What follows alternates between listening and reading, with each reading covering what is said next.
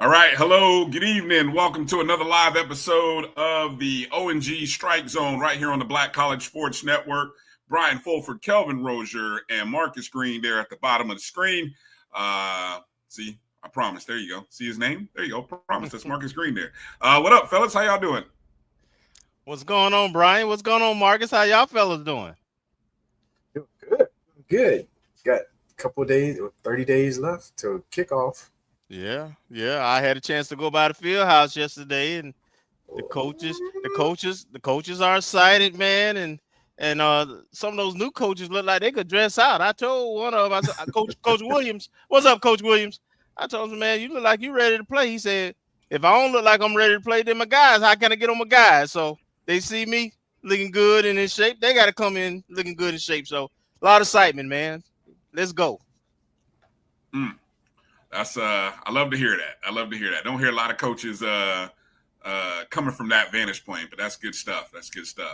And I think so. We got some interesting news to share. All kinds of good stuff. It's a loaded show for you tonight. A loaded guest list as you guys come in and join us. We have returning to the O&G the Invesco QQQ Orange Blossom Classic Executive Director, Miss Kendra Bulluck-Majors, rejoining the show again. It's been a couple years since we had her on the show, so we're bringing her back on the show as we begin season number 5.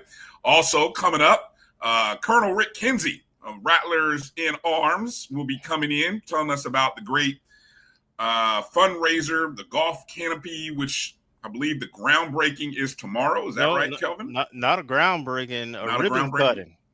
Oh, ribbon cutting. Oh, yeah. That's even better. It's delivered. I will be there, by the way, too.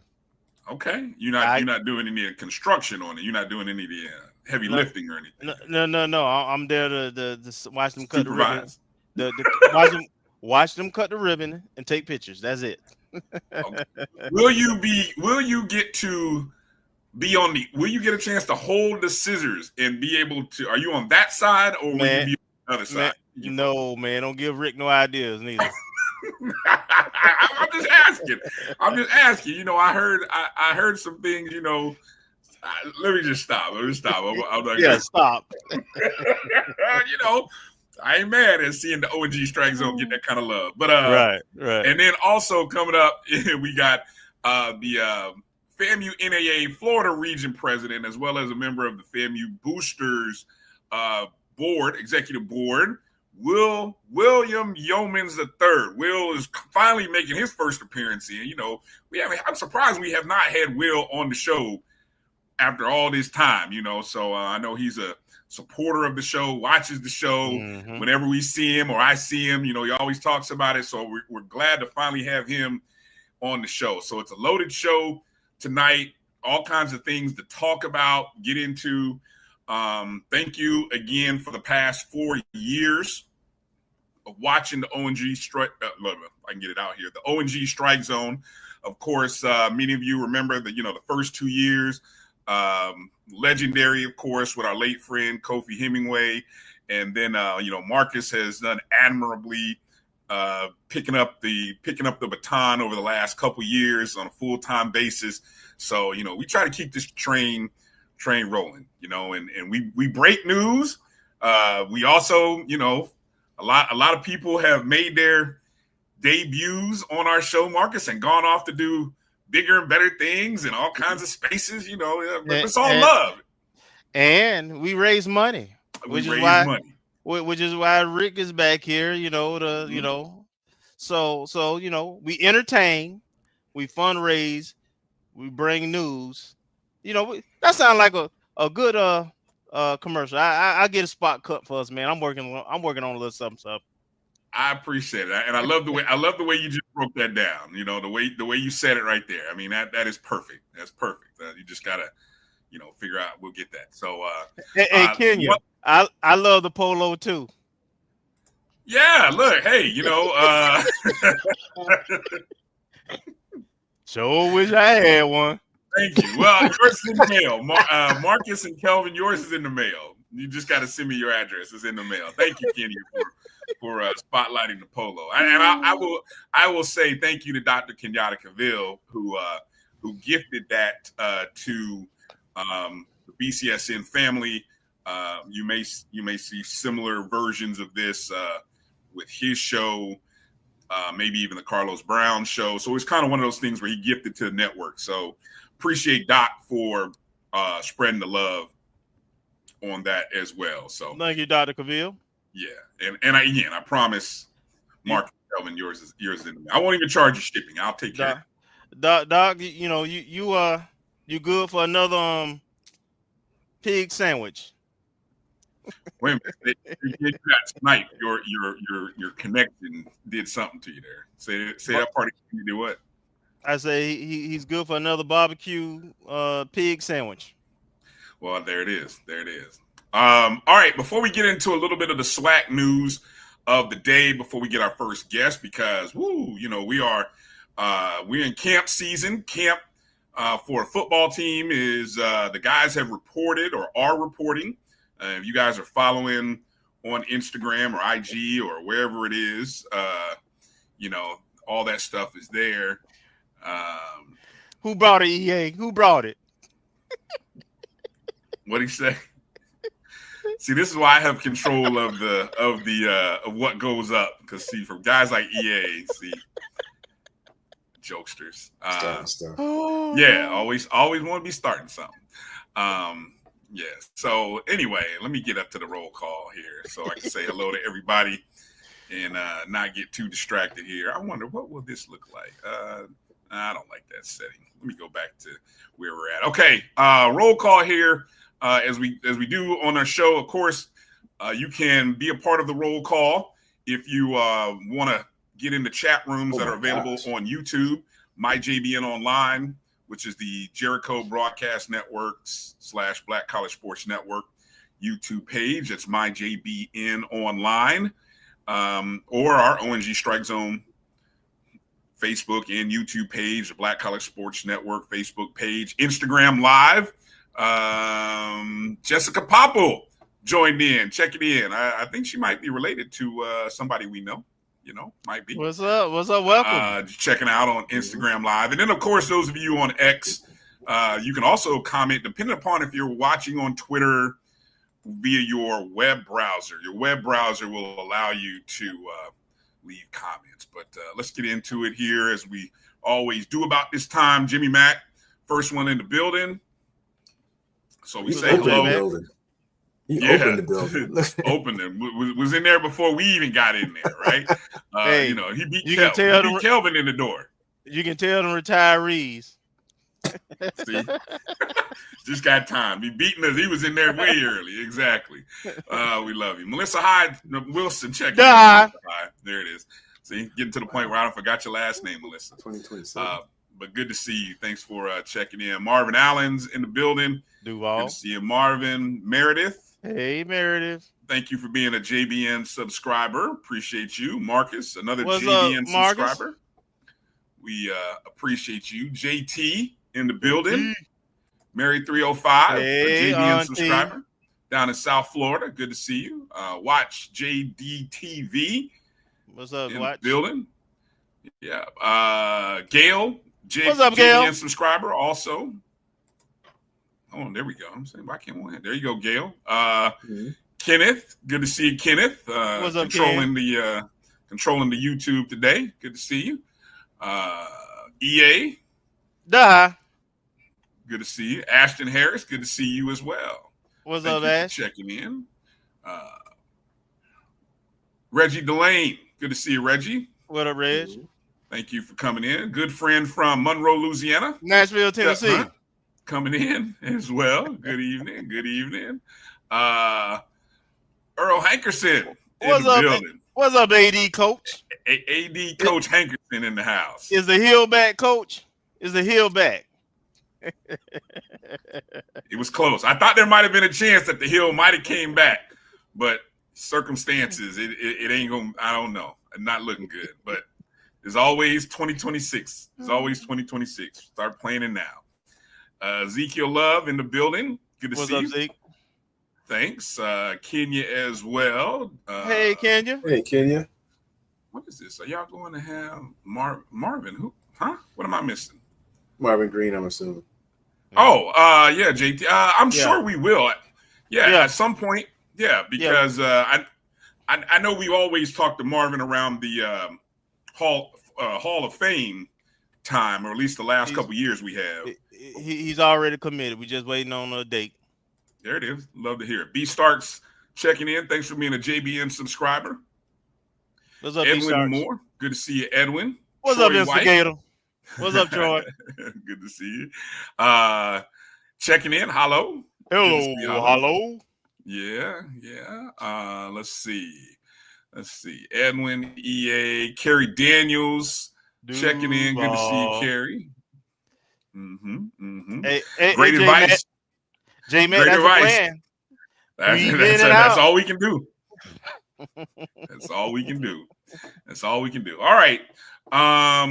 Let's get into some SWAC news.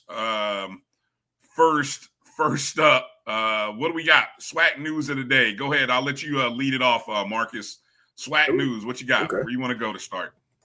Well, I know all the talk is around NIL and things of that nature, and the SWAC announced, was it yesterday or Monday, that they have a partnership with Victory Snacks for all 12 schools, and some of the funds generated from that will be going towards the schools' NIL capacities, if you will. So, I guess we're waiting on more details, see when it comes down. I have to go back and skim the article to see about timing. I don't know if it's going to hit this year or next, but it's once again another thing that, we're looking to see things coming together. We had the SWAC TV package announced a couple weeks ago, and now we have this Victory Snacks or corporate ride sponsorship that looks like it's going to be branded snacks for each school.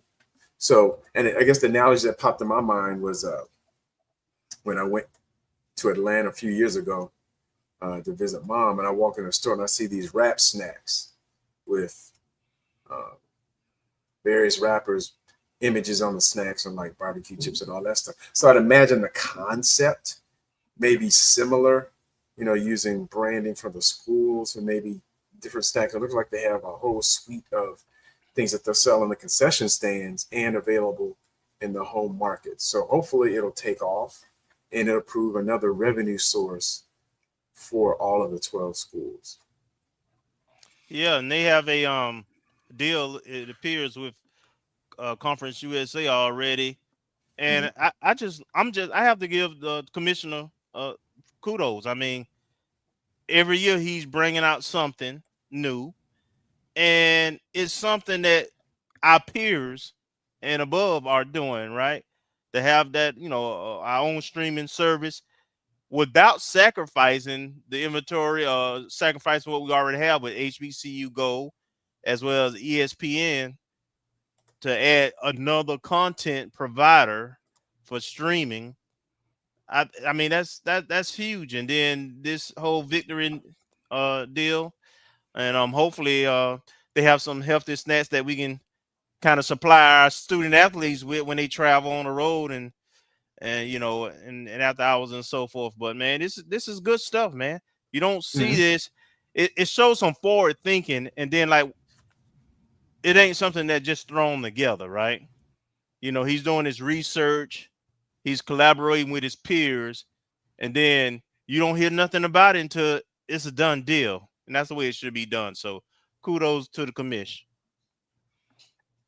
Let me read from the article a couple of things that I picked out of the article, and Marcus, you kind of hit on it. Of course, this company, Victory Snacks, out of Mission Viejo, California.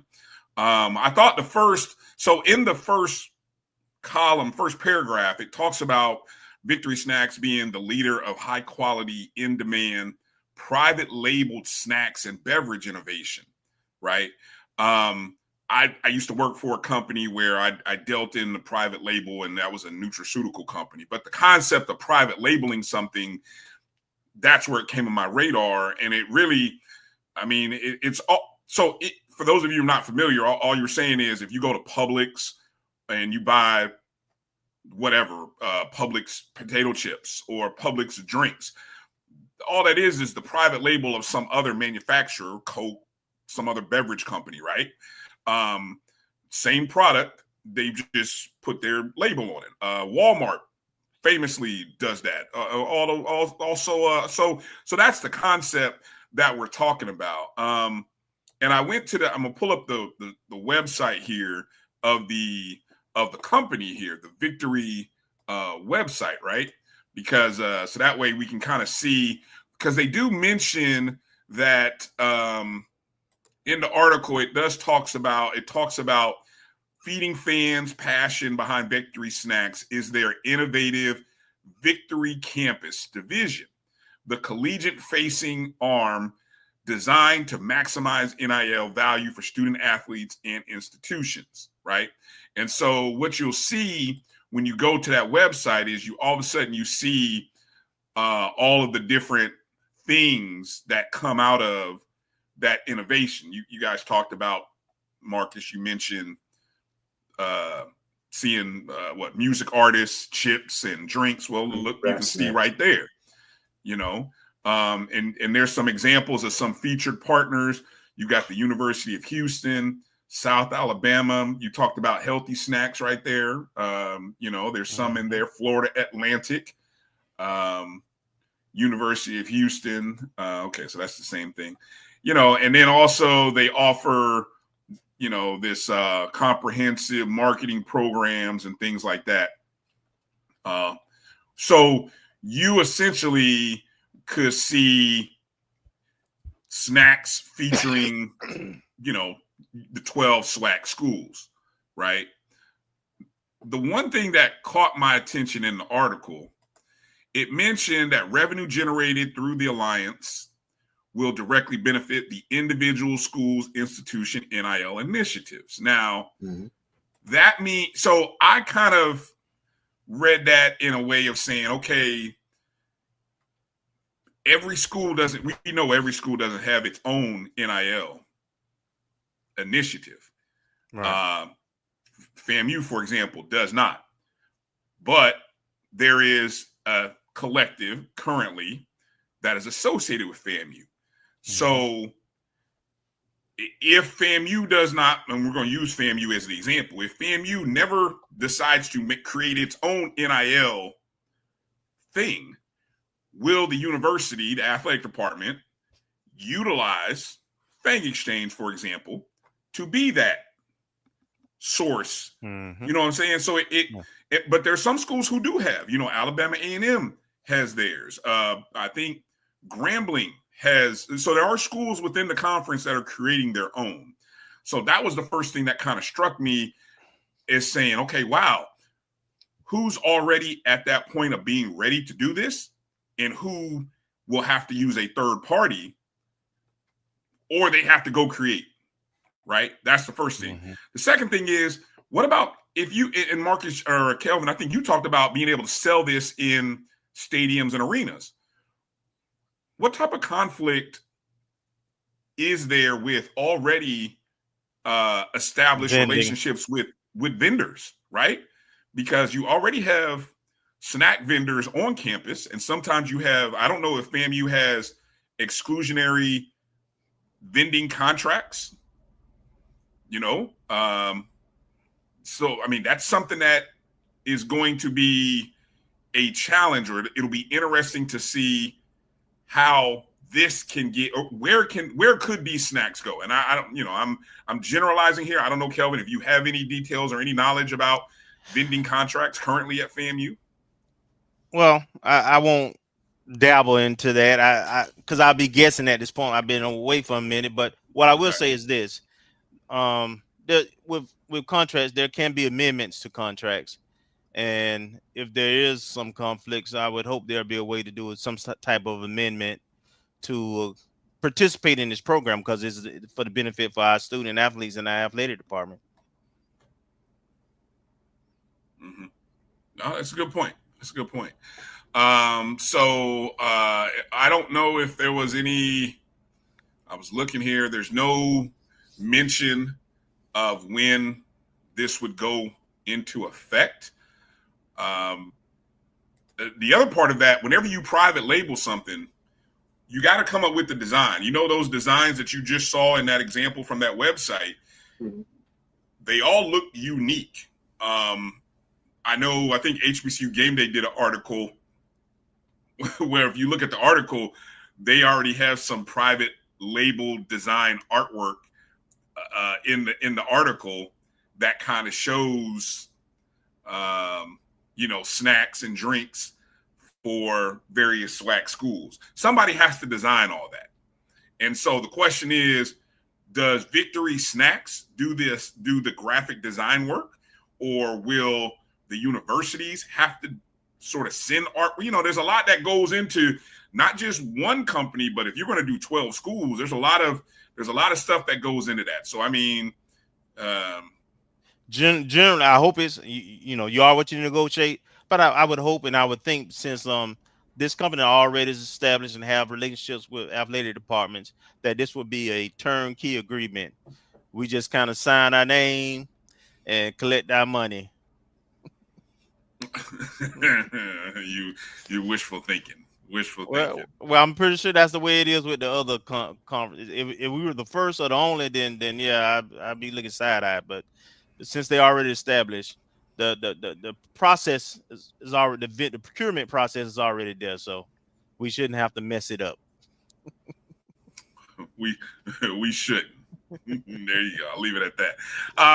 One more bit of SWAC news. Anything else you got out there related to the SWAC before we go to break and come into with our next guest? You brought something to the table real quick right before camp, a bit of a breaking news story regarding one of our teams in the Eastern Division. Didn't you, Marcus or Kelvin? Who saw that story first? Kelvin could. Well, I saw it earlier, but we probably came out about the same time. All right, so let's go. We're not throwing stones. Yeah, it's reported by somebody else, not us. We're just reporting what we saw, what's out there. Yeah, Craig Haley reported that I guess the Alabama A&M transfer quarterback who came from Arkansas Pine Bluff, according to sources that he talked to, is academically ineligible for the season. So now they're going back to the quarterback from last year. I believe it was Cornelius Brown the fourth, who was at SWAC Media Day. I was just going to say that. Now I know why. If you notice who was at SWAC Media Day, yep. So rosters are rounding into shape for whatever reason. I'm sure, all 12 teams are going to have some updates as teams are reporting. Looks like FAMU reported today there was a IG reel that just showed players coming in. So some of those gaps in the roster, we'll see them get filled, and some names may not be there. Such as reporting. Yes, because graduation is coming up and summer school is over. Last day of summer school, I believe, was today. Yeah, graduation is this weekend. Yeah. So finals and stuff going on. Yeah. All right. Well, interesting bit of news. But hey, Brown was at SWAC Media Day answering all the questions. So, I guess that we'll see what that may not mean anything, but it's an interesting story, because I thought that young man was probably the best returning. I know other people will say, "Hey, so and so's first and second team SWAC." I'm like, okay, but I think that guy from what I saw last year might be the best QB in the SWAC. Well, he's solid. Yeah, he was solid. He was solid. So yeah, but c'est la vie. But all right, coming up after the break, we'll talk to the Orange Blossom Classic Executive Director Kendra Bulluck on the other side. So hang tight with us and get your questions in. Any questions you got regarding the OBC, get them in the chats. We'll see what we can get to during our conversation with her on the other side of the break. You're watching the O&G StrikeZone right here on the Black College Sports Network. We'll be back in just a moment. History? Yeah, we built that. Pride? We fuel that. And on August 30th, we run that. Two powerhouse HBCUs, Howard Bison, FAMU Rattlers, one legendary showdown under the Miami lights at Hard Rock Stadium. The energy unmatched. The culture undeniable. The vibes straight HBCU. 2025 Invesco QQQ Orange Blossom Classic. Get your tickets and book your hotel now at orangeblossomclassic.com. Saturday, August 30th at 4 p.m. in Miami Gardens.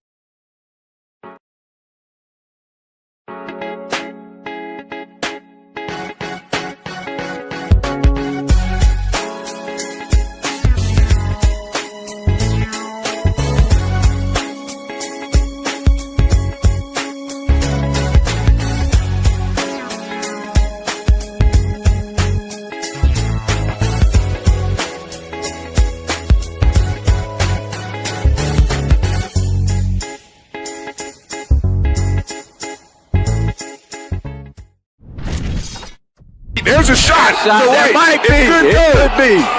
Right field. Grand slam. What a shot. That's how you get hot, young fella. Thank you guys for what you do for HBCU athletics. This is a fantastic avenue for all of us. This is our ESPN, so we love what you guys do, and all you guys at BCSN. We really appreciate what it is that you guys do for us. The human voice has always connected audiences with experiences. Major brands all across America have trusted Kever's voice time and time again. Conversational, powerhouse, intelligent, and sincere. That's the voice you need for your creative marketing process. KEAVERSVOICE.com. Kever's Voice, Kever's Voice, KeversVoice.com. Always on, all the time. This is Bryan Fulford. AD Drew and I are co-hosts of the BCSN Sports Wrap. We talk about all things related to HBCU athletics. From the games, teams, coaches, and fan interest stories, we cover it all. You can find our shows on Facebook at BCSN Sports Wrap, YouTube at MyJBN Online, and everywhere you listen to podcasts like Anchor, Spotify, Google, and Apple Podcasts. You can also find the show on the Jericho Broadcast Network's app. Make sure to download. We look forward to you joining the conversation and being a part of the show. Football fans, HBCU football is back in the ATL with the Cricket MEAC SWAC Challenge Kickoff. Representing the MEAC, North Carolina Central, and representing the SWAC, Southern Eagles, Jaguars, the Marching Sound Machine, the Youmans Jukebox. The kickoff trophy is up for grabs, and bragging rights are on the line. The rivalry is real. Bring the family and join us pre-game for the fun-filled Coca-Cola fan experience, including band jamborees, food, activations, and fellowship. For tickets and information, visit MEACSWACChallenge.com.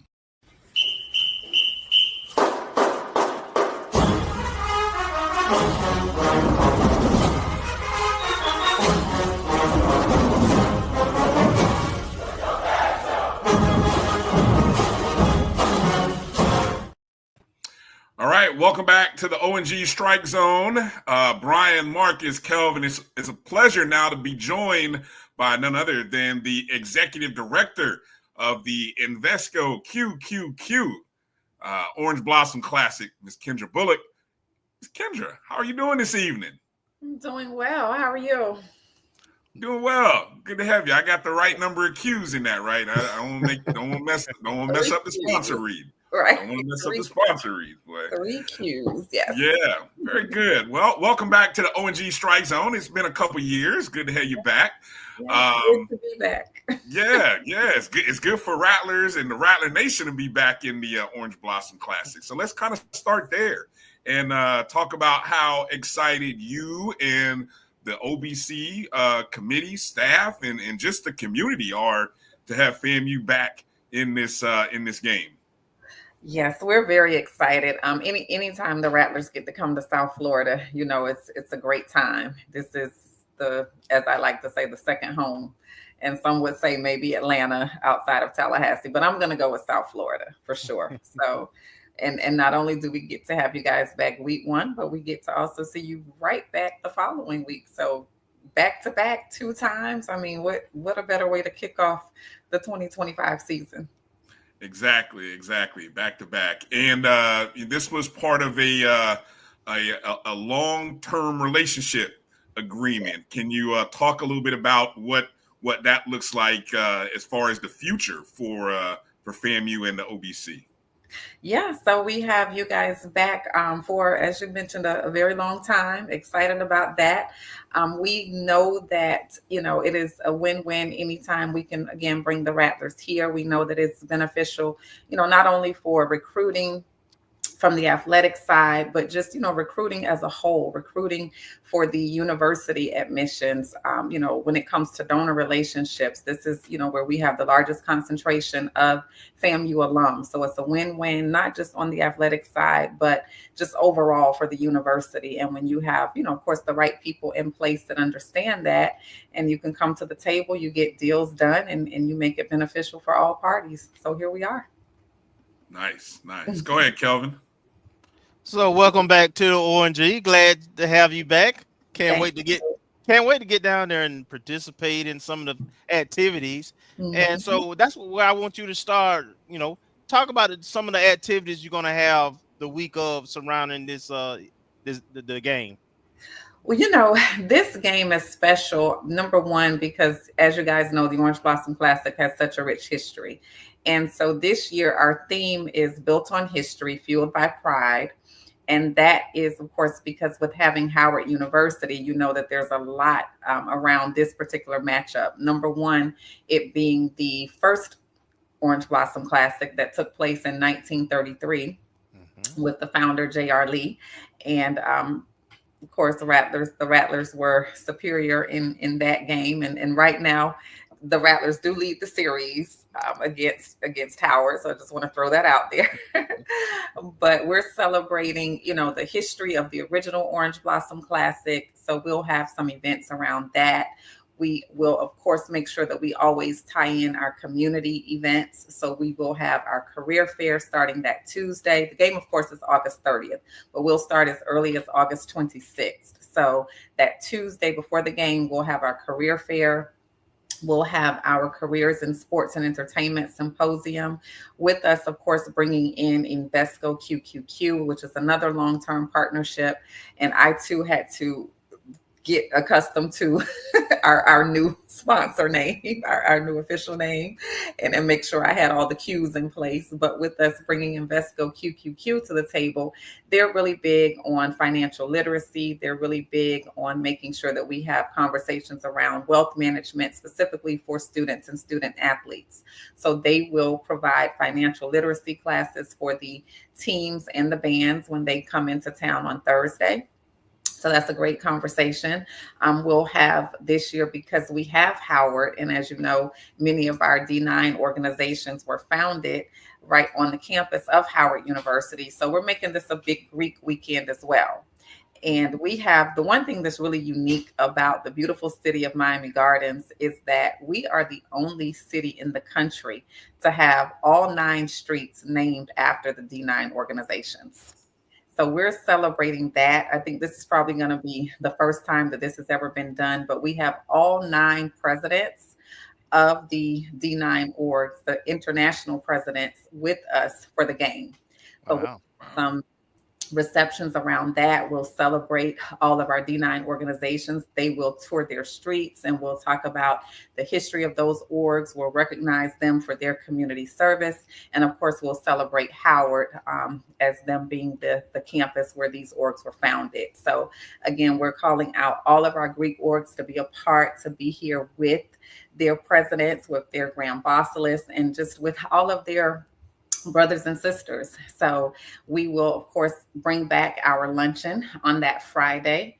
Our luncheon is really big. That's our scholarship luncheon, fundraising for our scholarship fund. And, I can't say enough about these 2 institutions. So with the beautiful thing about having FAMU and Howard, there is never a shortage of prominent alumni. So we have Mrs. Rashawn Ali, who will serve as the host for the luncheon.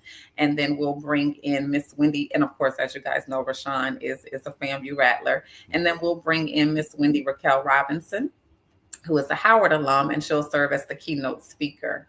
And we'll have all of our presidents represented at that luncheon. On Friday night, we'll bring back gotta have our opening night party. So we'll bring back our official denim party.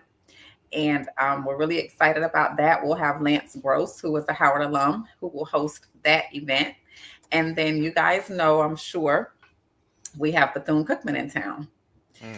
So they will be playing Friday night. We worked very early on with FIU once we found out that the opening game would be against Cookman. We worked with them to, our game being on Saturday this year, changed up a few things. So they moved their game to Friday. We have our game on Saturday. So we have the opportunity to spend some time with them. Of course, with Cookman and FIU, and I'm sure you guys know we share, you guys share a coach in common. So we're going to celebrate the first game between FIU and Cookman, and then we're going to call all of our Cookman fans to come over and celebrate with us on Saturday. So we'll have that going on Friday. We're bringing in a high school showcase this year. South Florida is really, really big, as you guys know, for high school football. So we have two state champions. We've got Miami Northwestern versus Venice that will kick off on Friday. Yeah, so that's going to be a big one. That's at Travis Powell Stadium Friday at 7 p.m. And then Saturday morning, we have our Fan Fest. Game time is at 4 p.m. Fan Fest will open up at 1 o'clock at 12 o'clock. And we have Ball Greasy performing live. So I had to do that for the ladies. Gotta do that for the ladies. You know, those are some things that you have to throw in there when you have women running a football game. So we'll have our Ball Greasy performing live, and if we make it in the stadium on time, we'll get to see the kickoff at 4 p.m. Okay. All right. So there are a lot of activities going on around that weekend. I know that Notre Dame and played the Sunday afterward. So talk about, I know you all have hotels available, and so talk about some of those partnerships and tickets. Tell people tickets are ready. They can buy them. Yes. So, we wanted to make sure that we give everyone the best possible experience. A lot of times people assume that because it's Miami and it's a holiday weekend, it's Labor Day, it's extremely expensive to be here. But we have some great hotel partners this year. Rattlers, your host hotel is the JW Marriott, and I think you guys are probably at about 90% capacity. So if you want to be at the official alumni hotel, I would suggest you go online and book that right now. But they have put together some really good rates. We have hotels throughout Miami-Dade County, throughout Broward County, and we're also partnering this year with Brightline. So, of course, there is a large number of Rattlers in the Bryan, in the Central Florida area. So we want to make it easy and affordable to get here. So we've got hotel rates starting as low as $129. We have Brightline that's serving as our official transportation partner. So if you use the code OBC15, you can get on the Brightline from Central Florida, from Palm Beach, from Miami. And that is as low as $30 using that code OBC15. So hotel and transportation coming from the Central Florida area could run you anywhere like under $400 for the weekend. I need to write that down. Hold on. Yeah. Go ahead. I'm sitting there looking for a pen. I'm like, man. Okay. That's why I asked the question, so people can get the information. Yes. Go to Brightline, put in that OBC15 code, and get here for the big game. And it's a wonderful, wonderful experience. Matter of fact, I'm jumping on there tomorrow morning at 7 a.m. because I have some press stuff that I have to do in that area. So I'll be on the 7 a.m. train, and it's giving me an opportunity to multitask and get some work done. So can't beat it. Cannot. Go ahead, Marcus. Yeah. Well, Ms. Bulluck, thank you for joining us this evening. I think this may be the first or second time that I was able to jump on. I think I had conflicts previously, but once again, I want to say thank you for coming on. Thank It you. actually answered a lot of my questions that I had. I wanted to ask, what's new for around the events and even for the game for FAMU fans coming back, having almost, I guess, a 2-year absence. But also I wanted to ask about the partnership with Invesco QQQ. And you mentioned specifically, it perked my ears up when you mentioned they were doing a financial literacy class. And I do recall, I believe, the state of Florida with the NIL laws that financial literacy class is one of the requirements that the student athletes are to have. Can you talk about how that partnership came to be and even the idea, the concept of having the financial literacy class and it dovetailing nicely with the state regulations as it relates to NIL? So this class will satisfy that requirement. The Invesco QQQ is actually the official wealth management company of the NCAA. Oh, okay. And yes. And so they have put together a really good, curriculum. It's fun. It's exciting. They're bringing in Taryn Armstead to talk with the team about the importance of financial management. So they make it really, it's not that boring pen to paper, someone sitting there lecturing you for 2 hours. It's fun. It's exciting. You get to hear from people who have lived, the experience of understanding the importance of wealth management before and after your football career. And that was very important for us because, as you guys know, I'm really big just overall on student athlete experience. And that was one of the things when we talked about bringing this game back, when I had my conversations with the athletic administration, they were very candid about the fact that they appreciated the things that we had done around student programming. And so we just wanted to keep that going and make it something that the kids can, carry with them even beyond the game week. And then, of course, knowing that we do so many things for the football team, this year we wanted to make sure that we bring in the band. And so they will also have the same opportunity to present this programming to the band as well. And they are, again, very committed to HBCU football. This will be the very first HBCU game that they have partnered with at the title level. And it's just an extension of what they're already doing with the NCAA. So we were really happy to know that they thought enough of the Orange Blossom Classic brand to want to attach that new venture that they're venturing out into, that they wanted to attach that to the Orange Blossom Classic. Okay, well, thank you very much. I do have another question not related to that, and you may or may not be able to answer it, but my understanding is we have may or may not is probably may not, but I'll see what I can do. That's usually like a loaded question, but okay. Yes. From what I recall from the new press release, I believe there's a 5-year agreement with FAMU to be a partner in the Orange Blossom Classic. Are you at liberty to speak on the future opponents? So not at liberty just yet, but we'll tell you that we have, of course, scheduling, right now is so tight. So our goal was to, because, teams schedule, as you guys know, years out now. So our goal was to get this locked in and to make sure that we start building out these opponents as far as 2030. So we have successfully done that. We will make announcements very soon about those future opponents. There are always moving parts when it comes to scheduling. So, you're playing Tetris and, chess and everything else. So had to maneuver some things, but we've gotten some really good opponents, that I think that the fan base will be pleased with. Yeah. Marcus trying to make not, so kind of halfway. I think I got there. Yes. Maybe a little bit, but yeah. But we will definitely have those announcements forthcoming really soon. Okay, thank you. So I had a couple of questions from the chat. Can you? And I was trying to find it while you were talking. Again, which is the host hotel again for FAMU that you mentioned again? JW Marriott. Okay. All right. Because I know I saw a couple people. And in the event that the Marriott does reach capacity, right next door, not too far away, is Hilton Aventura. And there's a link on our website as well for the Hilton Aventura Hotel. Okay. OrangeBlossomClassic.com. correct, is the website. So I know I saw Kenya asking about that. And again, the Brightline code again, OBC 15. Okay, OBC so 15. OBC 15 again. So for folks like me in Central Florida or down the way, because I know we were talking about it. I've talked to a couple of people, and we were like, "Yeah, man, we just take the Brightline." I'm a big fan. I've already. I love that already. Traveling to South Florida.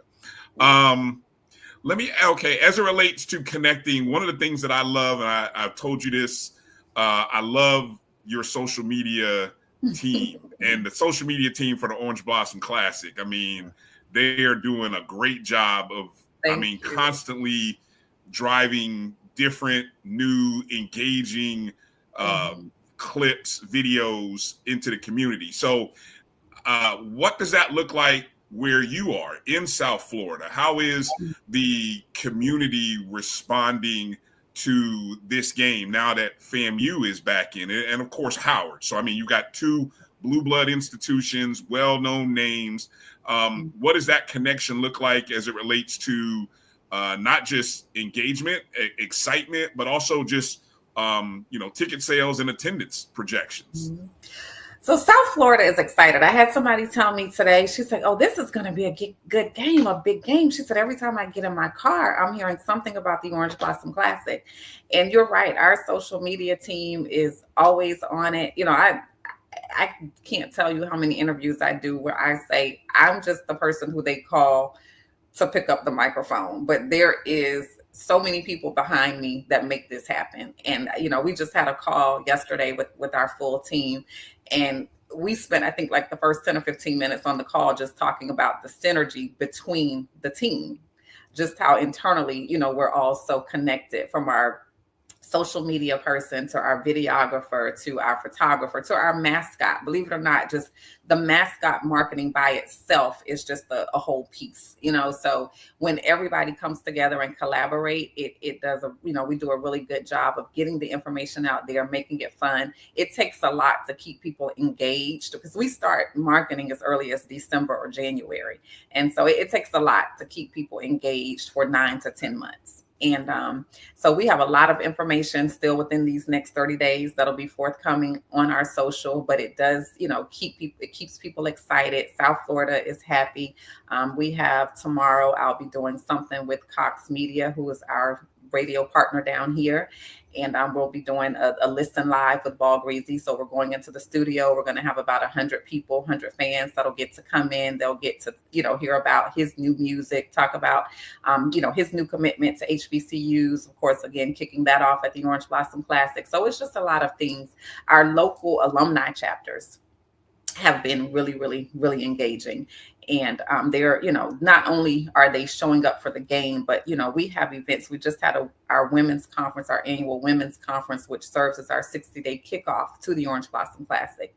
And so the FAMU Miami-Dade chapter and Broward chapters were present for that. So they stay with us along the journey. We get to see them throughout. If I pick up the phone or shoot an email and say, "Hey, Orange Blossom Classic is going to be here," they're there. So that is, that's why we know that FAMU being down here is something that our fans and the alumni appreciate. Also, of course, with having Howard is, we have Howard alum here as well. Coincidentally, of course, our District 1 commissioner, who's the former vice chairman of Miami-Dade County Commission, the Miami-Dade County Commission, is a FAMU alum. Well, our current vice chair is a Howard alum. So we have three of the 4 Black commissioners who sit on the board. They are either FAMU or Howard. So, with that, you can't go wrong. They're pushing for it. They're telling everyone, "Hey, this is the game that, you need to support." And so the response, the reception from everyone has just been really positive. So we think that this is going to be one of our really, really big years. Nice. Go ahead, Kelvin. Yeah, I want you to talk about, because I know our fans, what they're going to know, how soon can they, you mentioned about the tailgate, how soon they can get into the stadium. Also, tickets, I guess, are on Ticketmaster. Right. So you can go to, if you go to orangeblossomclassic.com and click on tickets, the Ticketmaster link is there. And then also the link is there for suites. So all of the luxury seating is available through our website. There's no link on Ticketmaster for luxury seating. If you're looking for bowl seats, just click that Ticketmaster link. But if you're looking for suites, click on the luxury seating link and it'll take you there. As far as tailgating and gates go, again, kickoff time is 4 p.m. Gates will open at 12:30, and then our Fan Fest will kick off at 1 p.m. But of course, as soon as those gates open, a tailgating is ready to go. You can set up your tents, your tables, and have a good time, and then move into the stadium at 3:30 to begin the pregame show. And my assumption is that the parking passes at the stadium are also available online. Yeah, that's correct. Yeah. So I highly recommend getting your parking ahead of time, of course, because day of it does increase. Okay. And then last for me is TV. Who's your broadcast partners this year? So ESPN, of course, is our official broadcast partner. So the game will be televised on ESPNU. And then we have BCSN, right, who will also be setting up at our Fan Fest for a pregame show. And we'll also, just to back up on the parking, I did have some inquiries that came in regarding buses. So bus parking is $80 and there will be a bus lot. Those are available on Ticketmaster also. But yeah, those are back to the broadcast. Those are our broadcast partners. And any credentials, media credentials, there is, just click the press link on our website and you can request your media credential. And I believe the deadline is closing within the next week. So anyone looking for media credentials, I would say go ahead and get that in also. Okay. Go ahead, Marcus. I guess one question that I happen to have is, with such a concentration of football events and ancillary events happening in one city at one weekend, what's the projection in terms of maybe walk-up or casual fans who might not necessarily be FAMU alums, but maybe coming down for other games that you expect to participate and be patrons for the Orange Blossom Classic? So great question. You know, we brought the game back, as you guys know, in 2021. Our largest year that we saw for this game was in 2022. And that just so happened to be the year that all 4 of our HBCUs were in South Florida at one time. So we had Cookman on that Saturday playing We had Edward Waters playing Florida Memorial also on that Friday. And then, of course, we had our game on Sunday. And so we do believe that this is going to be, and then, of course, bringing in the Greek element, we think that we're going to, and just FAMU and Howard, right? Those are just names. If you don't know anything about HBCUs, if you don't know anything about HBCU football, chances are you've heard FAMU, you've heard Howard. Of course, you've probably heard Southern and Grambling, right? Those are usually the 4 that you can guarantee. Well, I don't know HBCU football, but yeah, I've heard about this one. So having FAMU and Howard, I think we are going to see a lot of individuals that don't necessarily have ties to either school, but have an interest overall in the culture. And then, of course, with Cookman, you know, we'll have stories coming out in the next 30 days. We'll roll out what our collaboration is going to look like with FIU and Cookman. We'll be doing a tailgate at an Orange Blossom Classic tailgate at the FIU Cookman game. We'll have Coach Simmons on that Saturday as one of our honorary captains. So, you know, we're bringing in, this is really interesting, and we have a story coming out about it as well. We have Coach Scott from Howard University, who is from Sebring. We have Coach Colsey, who is from South Miami. And then we have Coach Simmons, of course, who is Quincy, Tallahassee, Leon County, Gadsden County, all of the above. And so we have, as we are saying, 3 big games, 3 Florida coaches, 2 big games. 3 coaches, 3 Florida coaches, 2 big games, and then, of course, all in one weekend. So we're going to do like a 3-2-1 countdown. We're going to, you know, just talk about how our coaches have that Florida tie. So all of those things will bring people, we believe, from around the state, you know. And then, of course, if you're coming for the Cookman game, it's a Friday night game, 6 or 7 o'clock. I think, I don't know right now if it's at 6 or 7, but Friday game, why would you turn around and go back on Saturday when you can catch a FAMU and Howard game? So I do believe that we will see not so many walk-ups. We don't really get a lot of walk-ups, but we do get a lot of tickets purchased the weekend of the game. So I do think that we'll see a lot of those individuals who don't necessarily have ties to either one, but will want to be a part of what we're putting out. So what's the attendance high so far for a game? So our highest attendance was actually 42,000, and that was in 2022. All right, let's go. Let's get it. We got to beat 42.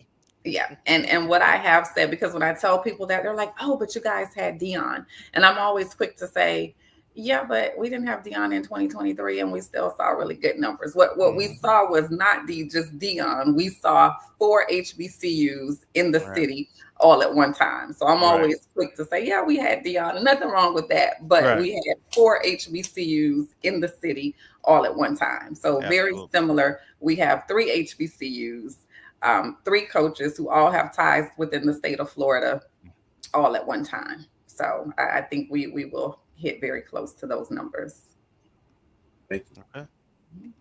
One other question that came out of the chat room regarding group discounts or group ticket sales. If anyone has questions regarding or wanting to do anything related to group ticket sales, how would they go about doing that?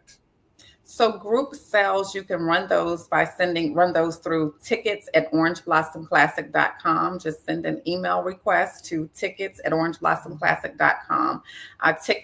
Groups are considered 50 or more.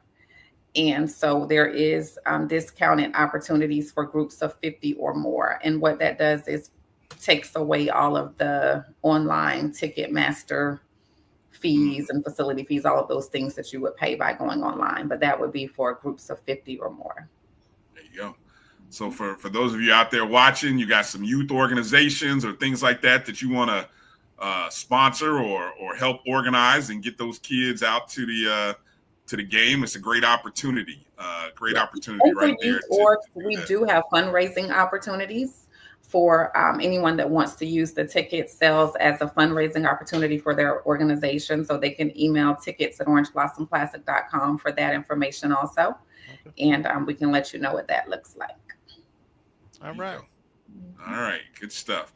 I don't know. Anything else that I didn't ask you that I should have asked you? I feel like, you're so polished at this. You're a pro at this. So she really is. And I'm trying to, as I go through and listen to all your interviews and things, I'm like, okay, man, what am I going to ask her that she hasn't been asked?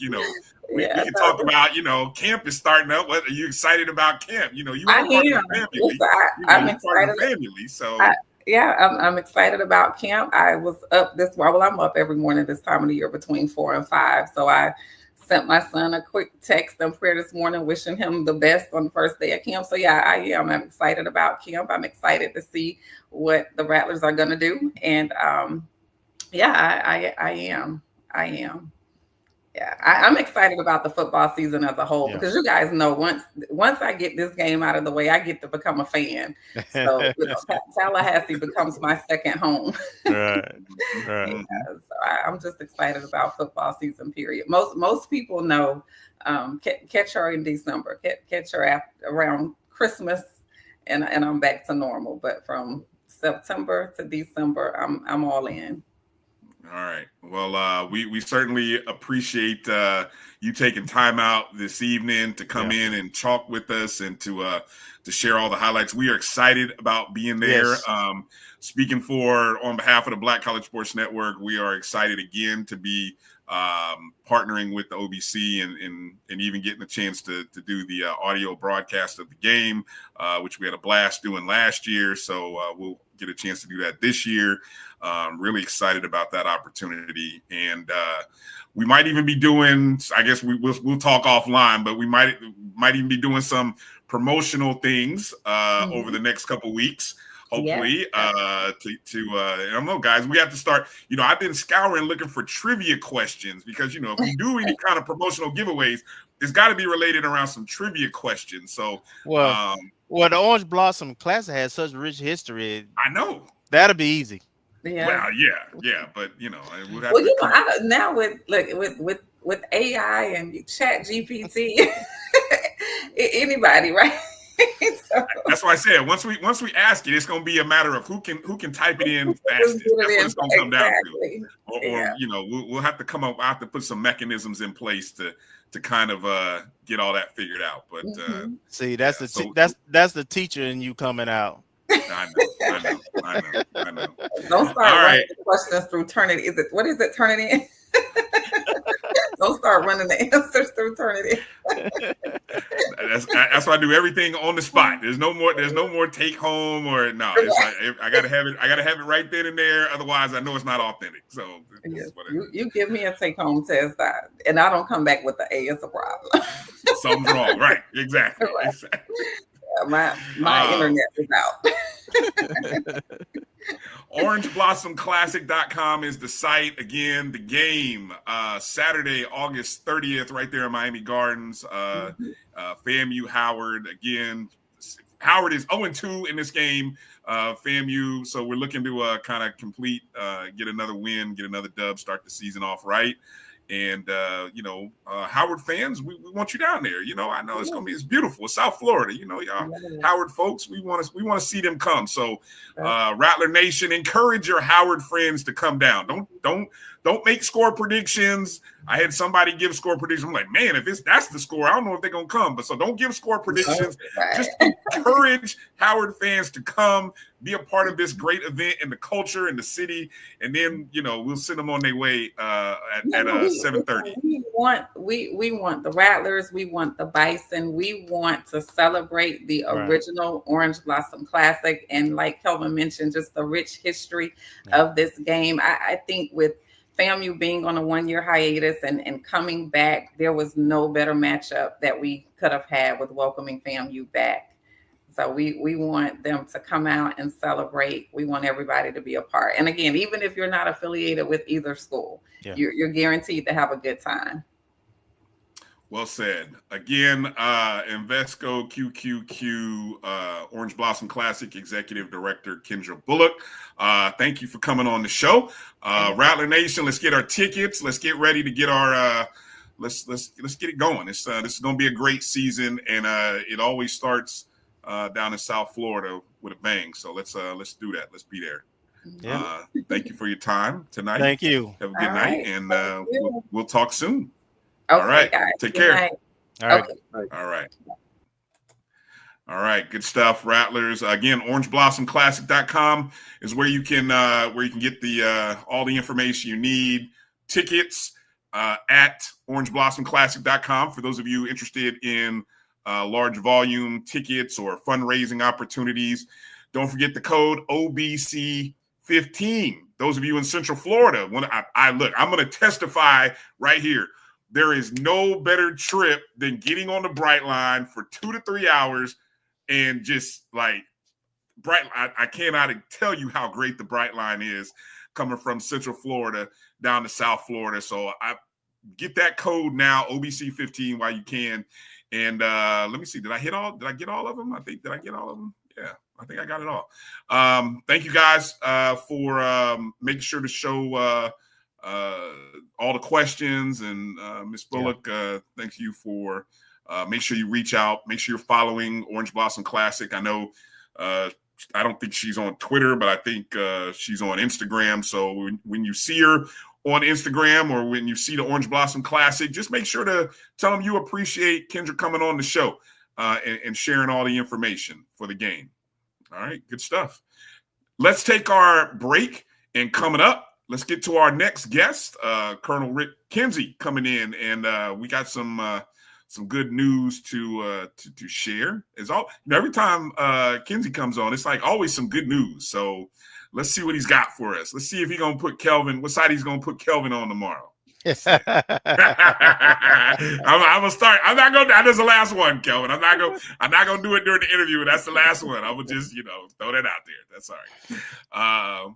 You're watching the O&G StrikeZone right here on the Black College Sports Network. We will be back in just a moment.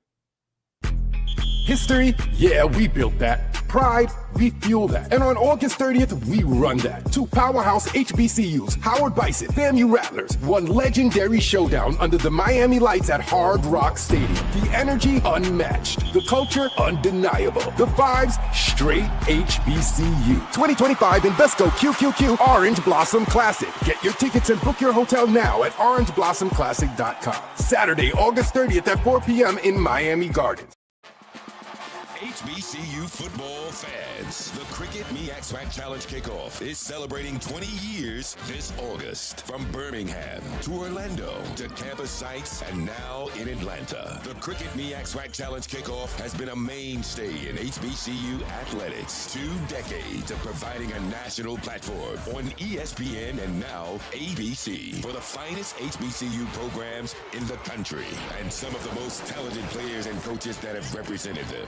DeForest Jackson, Tariq Cohen, Javon Hargrave, Darius Leonard, Rod Broadway, Buddy Pugh, all have left their mark on this storied event. This year, we celebrate by welcoming North Carolina Central and Southern to Atlanta, which has cemented its place as the HBCU football capital. Every team who participates in this event looks to start and finish their season in the A by gaining a spot in the Cricket Celebration Bowl.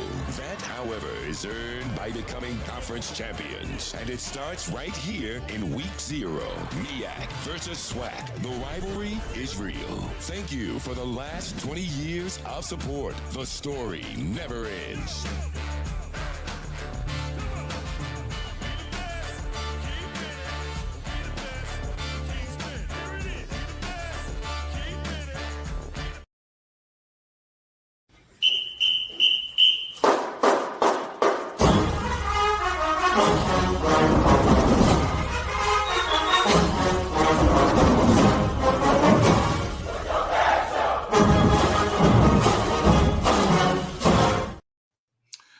All right, welcome back to the O&G StrikeZone. Bryan, Kelvin, Marcus, and look who's joining us. It's none other than good friend of the program, Colonel Rick Kinsey. How you doing, sir? Hey, doing well. How you guys doing today? What's going on, Rick? Bless. Man, I tell you, it's a good day. Kevin, thank you. We've been engaged over the past few weeks. It was touch and go. I asked that we say our prayers to one of my good friends, Dr. Maurice Pickett. He won't be here tomorrow. He played a key role in this endeavor. He's having a procedure about 3 or 4 hours tomorrow during this phase. And Coach Rice called me today, and I tell you guys, I've never seen a man so excited in my life. He was like a kid in a candy store. And as he was talking to me, I was literally leaving the emergency room. So I literally just got out today. So I apologize for the eyes being red. And he didn't think I was going to be able to make it. I said, Coach, I wouldn't miss it for the world. So I literally got in here because this is a big deal. Yeah. And Kevin, you got the first preview. You've seen, I think, I just sent you something that even Bryan and Marcus haven't seen yet. So I can tell you right now, O&G is the first one to see what we got delivered and planned for tomorrow. I already shared it. Hold on, can I show that? So wait a minute. That's you can give them a little teaser, and go. Please do. You can say, "Hey." Sent me about 4 different pictures. So which one? You want me to just show just one? Just give them a little flavor. And I think that, And so that's live. That's not fake news. That is truly one of the things that you'll see. You might as well show them the other one. Why not, Bryan? I'm going to show both of them. There we go. There you go. But I tell you, this has been a 60-day marathon, right? And when I tell you, whereas the golf team and Coach Rice, they are very elated, but tomorrow really is a donor dedication and appreciation day. Because if it was not for the donors, folks, this wouldn't be possible. And when I tell you, and you all know the environment that we were dealing in with the president and even with our AD, I'm happy to announce that tonight we raised over $76,000 for the golf team and athletics. Okay, just remember that, golf team and athletics. So I see this day tomorrow as a dedication and appreciation day for the donors, because they're the winners in this. Okay. So I tell you, and you guys know that your one show actually helped take us over the top. And I think it got so good to the people that they still wanted to donate, right? I was literally getting calls saying, is it too late? I said, it's never too late to donate. Right. And I think that tomorrow when you come and see it in person, I think you're going to be blown away. You can't miss it as you drive down Ethel Way. And I tell you, I'm so glad I got here because I didn't know all the construction work that they're doing on Gaines and you drive up to the campus. So you can't get there the normal way we used to past the bookstore. You have to literally come behind, brag, come back up, and then come down because it's behind the Took Center over at the Rec Center. So, guys, I tell you, it's something that we are proud. I think everybody that donated, and just Rattler Nation, you're going to appreciate it. You really, really are going to appreciate what we have delivered for our championship golf team. Yeah, man, that is good stuff. Again, the event tomorrow morning on the on-campus driving range ribbon cutting ceremony. You can see right there, and again, just a couple of the images, hot off the camera, so to speak. So that is some cool stuff. It's and I think what's really I don't want to use fun because I feel like fun is just understating, but really impressive is the time in which all of this came about. Yes. Yeah. Because I have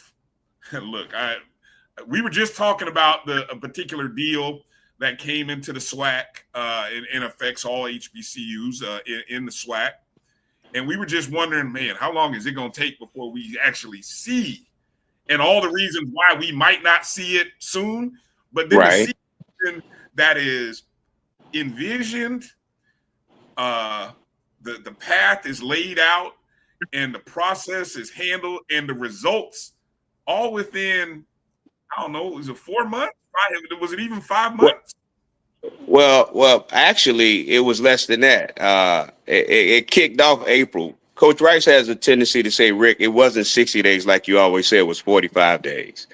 He'll tell this story about he was just sitting in the parking lot and we were engaging in a conversation.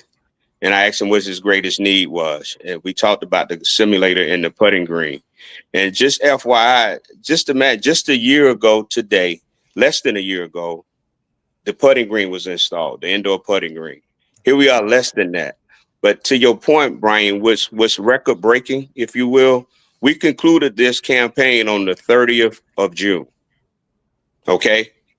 Mm-hmm. The canopies are going up in less than 30 days. They were already on the campus 3 weeks later. Record breaking and installed. So what this does is allow the donors to really see what they invested in and it paid off, right? Because I tell people there's this thing I call ghost money. Everybody contributes, but they never get a chance to see what the payoff is, if you will. Mm-hmm. That's why I'm deeming this day really as an appreciation for the donors. Okay, because look what they did, right? To raise $75,000 in 60 days, guys, and Mike could tell you 45 days, okay? And I keep saying 60. And again, you guys gave us a platform, and it made a difference. I can tell you that because several people call and say, hey, if I hadn't watched the O&G StrikeZone, I just wouldn't have known about it. And so when I tell you that, this platform played a major role. So did the boosters, so did the 220 Club, Black Dollar Give Day, the Plant City chapter, even First Tee of Tallahassee. So I want you to think about something that you said earlier, and I was telling Coach Rice today.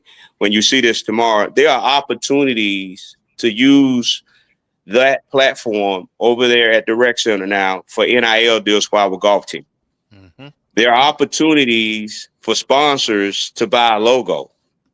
So what you saw there with the Rattlers and Arms and the golf team, there are opportunities, okay, for sponsors to get their logo up there. So imagine that, right? So there are opportunities for our team to give classes. So when we talking about NIL deals and how we can help our golf team, this platform will give us the opportunity. As you all know, think about it. Students also can use this platform, right? A lot of business deals are made where? On the golf course. Right?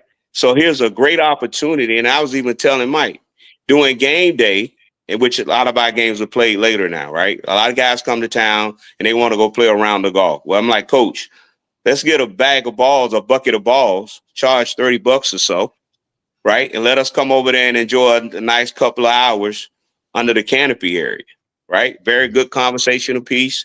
We already here. I can tell you right now, the guys that are with me up in the O&G StrikeZone area, they gonna come and that's where we coming, right? Yes. And so this has an opportunity to do so much. Yeah. And we learned a lot through this. Let me just tell you guys, there are some unsung heroes over at the foundation. Gina Palmberg, Latasha Adams, Danielle Hurd. And even at the athletic area, you got Markel and you got Rhea. I think, Kevin, you may have received an email from her, right? I did. So athletics is breaking grounds to Bryan and Marcus in ways that they never have before. We had requested that an email go to every donor, inviting them to this event. Think about that. Every donor, from a $25 donor to a $5,000 donor, received an email from athletics inviting them to this event. And when I tell you, I have gotten more calls to say, hey, I received an email inviting me. Folks, it's the little things, right? Yes. It's the little things. And they were blown away about that, right? Man, I'm so sorry I can't make it, Rick. But please take plenty pictures. Let everybody know that I couldn't be there and I wanted to. And I said, look, something so simple as an email to your donors. Yes. Right? Not coming from the foundation, coming from athletics saying, we appreciate you. We thank you. Okay. And I tell you guys, when Coach Rice calls, and I hadn't even seen these canopies, right? But I can see it through his eyes because you can only through his voice, I can hear it. And he was just that excited. Say, hey, look, you're going to be so proud. Right. And he said, folks have been coming by, cheating, if you will, because they heard about it, trying to see what are they actually installing over there, right? And they did this, guys, in record time. They installed this Monday and Tuesday. It got completed yesterday because Coach got in late last night. So he was there this morning making sure this happened. The folks over at Athletics. So when I tell you about this team effort, it was a team effort, man. And to pull this off right before graduation. Yes. Imagine that. Right. Wow. Yeah. And so because what we wanted to do, guys, was to let the people know what they paid for and in record time and show them. Because when we see it. Yep. OK. And now the next time, as I told Coach, we playing the long game. Right.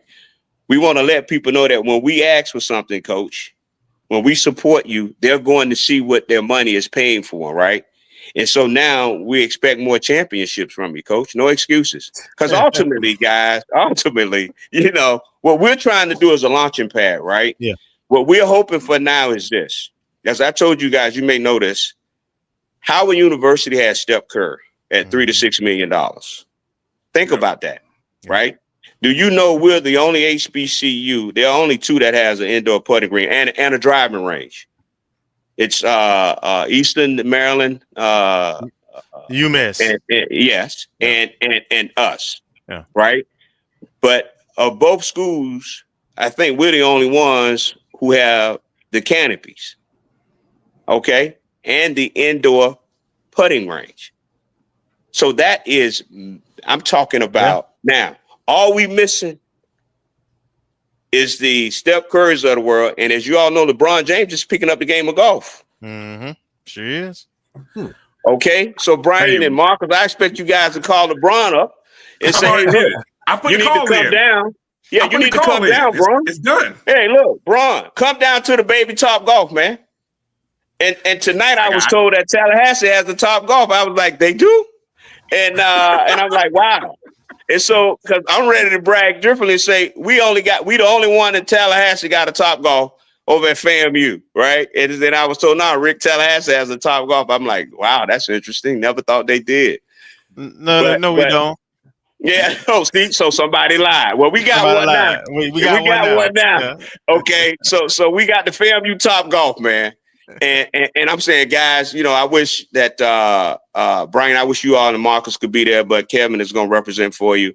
And as I told you guys, and we're sincere about this because Mike Rice would tell you, myself and Dr. Pickett, every night, man, we've been making calls for the past 60 days. Okay, I've gotten to know Mike in a different way. He's heard some colorful words that you never heard before. And so even athletics, right? Some of the folks, the unsung heroes that we named tonight, man, I tell you, when y'all see them, please give them a big shout out. That's my plan tomorrow because we got this running joke over at the foundation. I said, this is my last fundraising effort, right? And they always start laughing like, yeah, we heard that before. And so, but I thank you guys so very much. Because when I tell you from our heart, okay, the golf team and Dr. Pickett and myself, we are so grateful for you giving us this opportunity. As Kelvin knows that he went through me first, through Pickett, and then Coach Rice. Everybody was busy. So I said, I can't let Kelvin down. As sick as I am, I'm going to be there, Kelvin, for you because you've been there for us. And all you guys, man. Your platform is really that important, right? It informs us. And I even saw you, Bryan, at Media Day. And I learned something new, too. I took some notes from a guy that's over there at Jackson State. Things that he's doing for his NILs to help his band and his football team out. So that price increase. See, I listen to things like that, Bryan, just to let you know, I follow you. See, I see what you're doing. And I look for ways, too, because let me tell you something. Folks, nobody has the cornerstone, the smarts. And if something is working, right? If something is working, we can implement that. And I talked to Tony Bell, right? Tony Bell does a very good job of supporting baseball. And I had a call today from a person, and I'm trying to get him to adopt softball bowling. We talked about this. Yep. If we can take somebody to support an Olympic sport, of $10,000 to $20,000, how to make a difference. So I'm hoping that I can connect him. I said softball would be a good one. It just has more players, and I said it would be a good lead-in because, as you know, Aaron Befullwood, who was selected to the Hall of Fame, is throwing the first pitch out in Tampa on August 22nd at the Rays game. That's FAMU Day. And I said, we can build upon that. So I'm working with her father to say, hey, look, this would be a good incentive for her to step off and let's support softball. Yeah. Right. And so I think it's picking up because you all threw that challenge out there. Yeah. You threw the challenge out and you made some challenges to some folks and folks heard you. And so just imagine that. Right. I don't know what we have about 9 or so Olympic sports, a little bit less than that, Kelvin. And if we took up a few of those, Coach Bill is looking for help, right? Yeah. Yeah. She's looking for somebody to kind of say, hey, look, could you help us out? And they're winning. And if you've seen her sign, the ladies that she signed, man, I think we're going to win the Strike Championship. I think we're going to win it. I agree. And she's putting together a team. And so I think that, this again, guys, I can't from my heart. I thank you all for allowing us this opportunity because it made a difference. And it's all about teamwork, right? When we come together as a team, it's amazing what we can accomplish. Because I'm telling you, $76,000 in less than 60 days. Amazing. Now all I need now is LeBron James to come on and give us $10 million a year. I think you guys, I'm gonna leave that to you guys, okay? Because I don't have that pull and I don't have your microphone that you're using, right? I'm tapped out. Well, Rick, it was really important for me and for us to have you back on. So we had you on when you was doing the ask. We had you back on when you had reached the goal, and we communicated that we had reached the goal. Now we got you back on to close that loop. Say, hey, it's done, right? And I think that's really important, and it gives confidence to Rattler Nation, and it also sets an example of what the right person who's trying to do the fundraising for the university. This is an initiative that didn't come from the university, right? A coach had a need, and we as alumni, we responded to that need. And we need more of that, and we need it at a higher level. But you got to start and build relationships at the level we at first. So that's why I really want to highlight what you do, man, and it's greatly appreciated. And again, guys, this was a we thing, as you know, right? We couldn't have done this without the support of our donors. So, and it came at a good time, right? Because as you all know, the environment that we currently in, there were some comments made about the alumni giving rate is down. We don't do these things. So this kind of on the back of that kind of says, well, you know, that looks a little different today, doesn't it? Yeah. Yep. And it's on the edge of something else that's happening tomorrow. I mean, Friday called graduation. So we got so many good things that are going on, right? Yeah. And you know, we are looking for that day called August 1st. Some people are. Some people are calling it D-Day. I'm calling. I'm calling tomorrow the victory day, right? This is the day tomorrow that will live in infamy. Because our Rattler fan base stood up, answered the call, and said, see, to those who don't believe in us, our board of trustees, well, this is for us and by us. How do you like us now? Right? Yeah. That's right. So, and that's why I say, guys, thank you so very much. Thank all our donors, the Black Dollar Give Day, Vaughn and the 220 Club, the boosters, as I said before, over 90 donors. Over 90 donors, $76,000 later. That's amazing, guys. Yeah. And you know what we got to, FYI? We have we got a person that an organization that's willing to give us $30,000 for the next couple of years. So we got to keep fostering that relationship, yeah. Right? Yeah. And so what I ask is, I know D-Day is 1 August. Right? Are we free to talk about anything now, guys? Yes, go ahead. Yeah, sure. Yeah. Can I address the elephant in the room? Go ahead. Okay. It's yours. Talk about it. Look, I've already know that letters are going out asking for resignations. Some people have already turned those in. Y'all know that typically happens when you get a new organization, right? What we get asked out here is this: what is the status of our AD? Bryan, I know you went to media day. You saw other ADs at that day, right? Mm-hmm. There's a gap in a void that we have right now.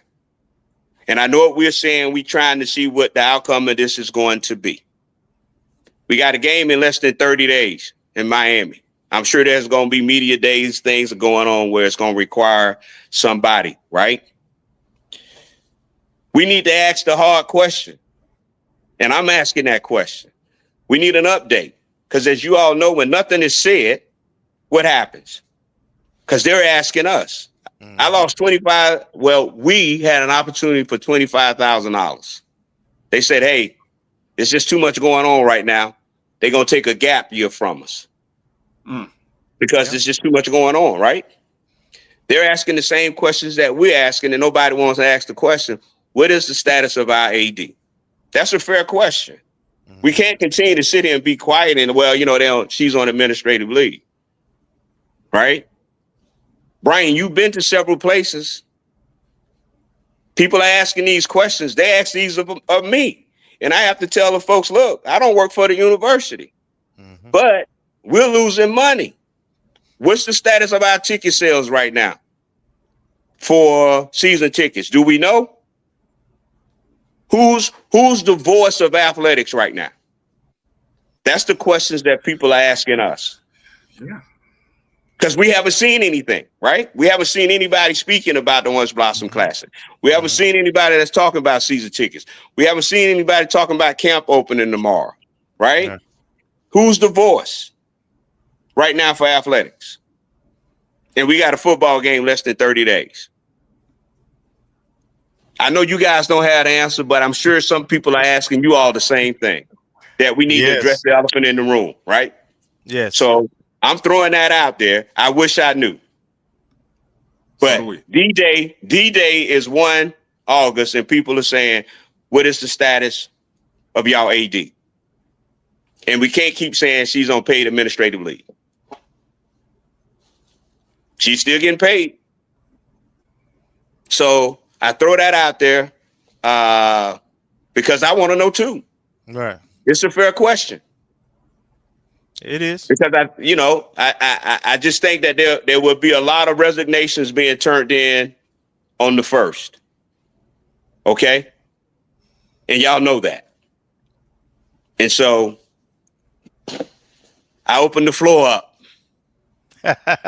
No, I think you asked a legitimate question and is out there, and we'll get some answers shortly.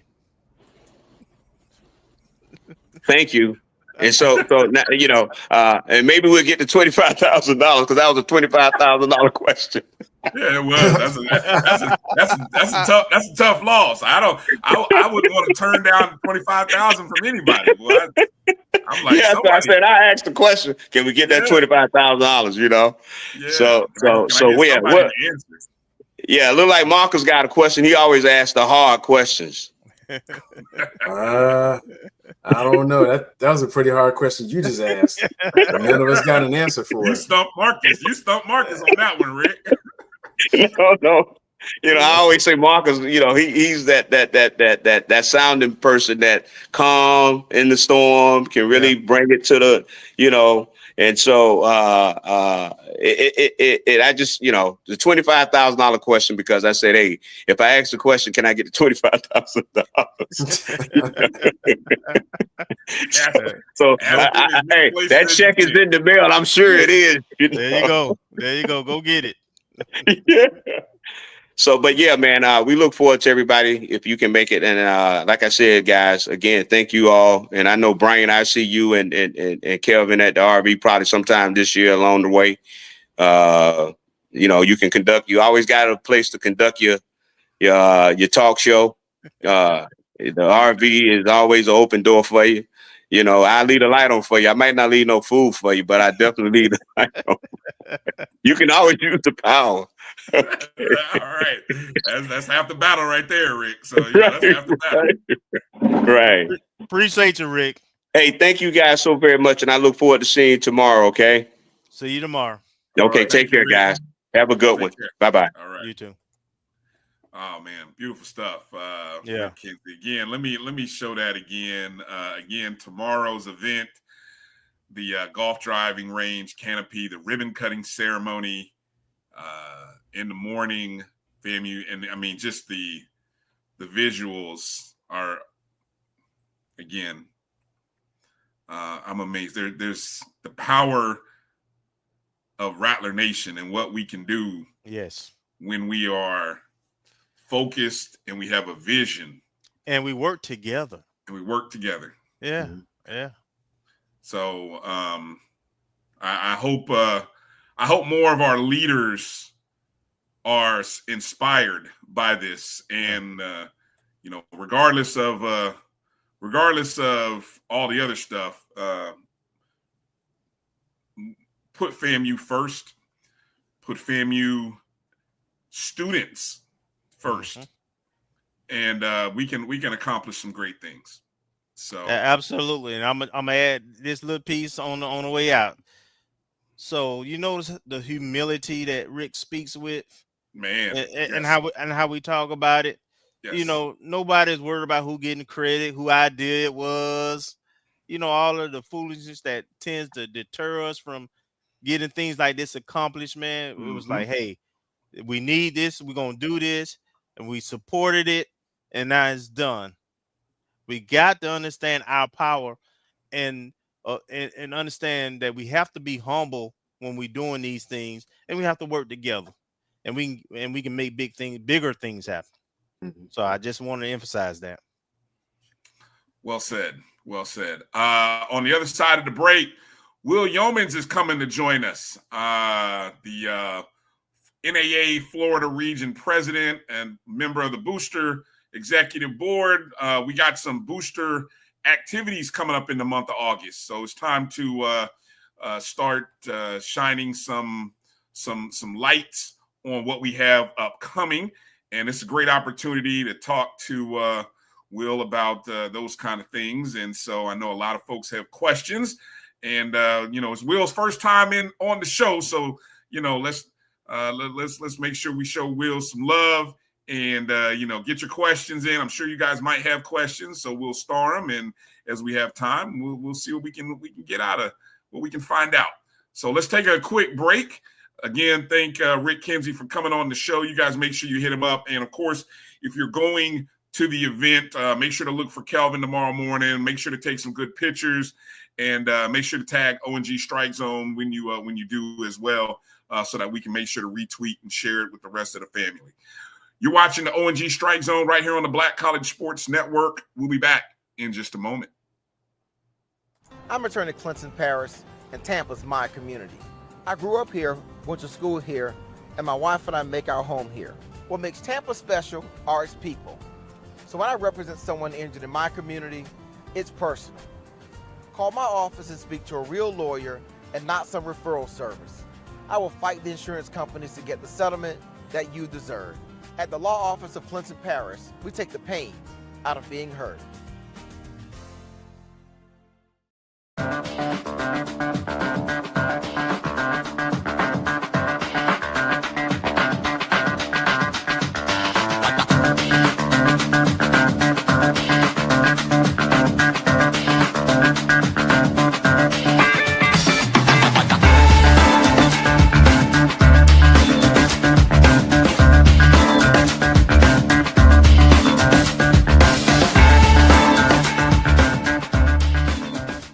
It's never too early to plant the seed, to share the tradition, and instill a sense of pride in your HBCU with your little ones.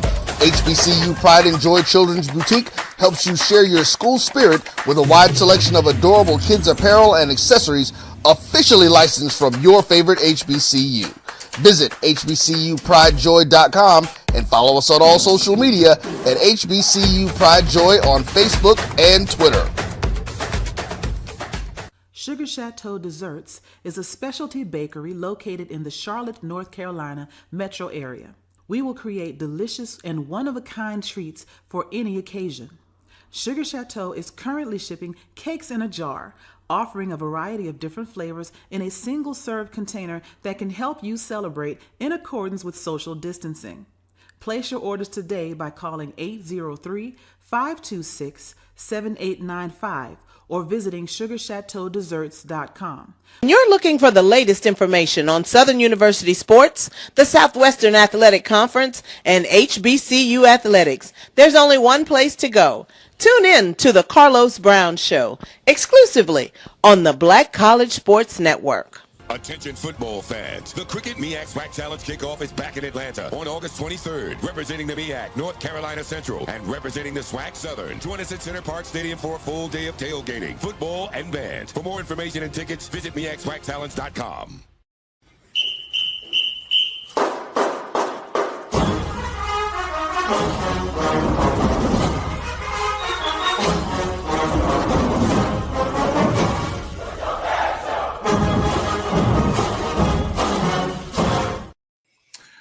All right, welcome back to the O&G Strike Zone. Bryan, Kelvin, Marcus, and joining us for the first time on the O&G Strike Zone is none other than Will Youmans. Will, how you doing? I'm good. Thanks for having me. Yeah, welcome to the O&G Strike Zone. How you doing tonight? I'm good. Nice. All right. Well, for those here in Orlando, Florida. Yeah. Right here. You know, we're even though we are a bandwidth away in the same city. Beautiful city, beautiful. Of course, for many people who may not be familiar, Will is the FAMU NAA Florida Region President, as well as serving on the Rattler Booster Board. For those who may not be familiar with you, Will, kind of give us a little of your FAMU story. You know, I know we all got a story on how we got there, you know, where we were, events that changed our lives at FAMU. You know, give us the elevator pitch on your FAMU story. Hey, Will, and start from where you from? Wait a minute, say that again, Kelvin. Say what? Where I'm from? Yes. All right. Well, man, I'm being told what to do here. Now, so I'm from Washington, D.C. Born and raised, a product of the oldest historically Black high school in the country, Dunbar High School. The second oldest is Jones High School here in Orlando, but I'm a graduate of Dunbar High School out of Washington, D.C. Grew up in the backyard of Howard. I mean, literally in the backyard of Howard, right? Grandmother is plural, was lived right around the corner from Howard. So I mean, I could have sworn I was going to Howard, but Dr. Humphreys recruited me. I was doing computer research, and I tell a lot of folks, you know, we hear about AI today, right? You know, ChatGPT and these other tools out there about AI. And I was doing artificial intelligence as a high schooler. And I was I was a part of the NAACP youth side at that time, and a part of the AXO competition. And instead of competing for that computer competition and AXO, I got pulled into a room and got introduced to Florida A&M University. I knew about FAMU. Everyone knew about FAMU, the Howard and FAMU games back in the day. What's his name? Amir Rasul. Been seeing him many times when Amir Rasul would come up to DC, and that's all she wrote. I accepted that full scholarship to FAMU and been a Rattler ever since. And I guess I pretty much was always a Rattler because it was really a no-brainer to go to FAMU, right? You know, met the love of my wife, 28 years now at FAMU. I tell people many times that I didn't want to meet or hang out like that on FAMU's campus. I didn't really want people to know my business. So I found myself going to Florida State, hanging out and stuff like that. And met my wife there at Florida State. I guess she was doing the same thing. I don't know. I thought my wife was a Seminole. So I'm like, hey, where can we meet at? Right? But she's like, oh yeah, we can meet at Pattyfoot. And but all she wrote, yeah. So that's my life starting at FAMU. Was Dunbar, AXO, computers, and got to FAMU.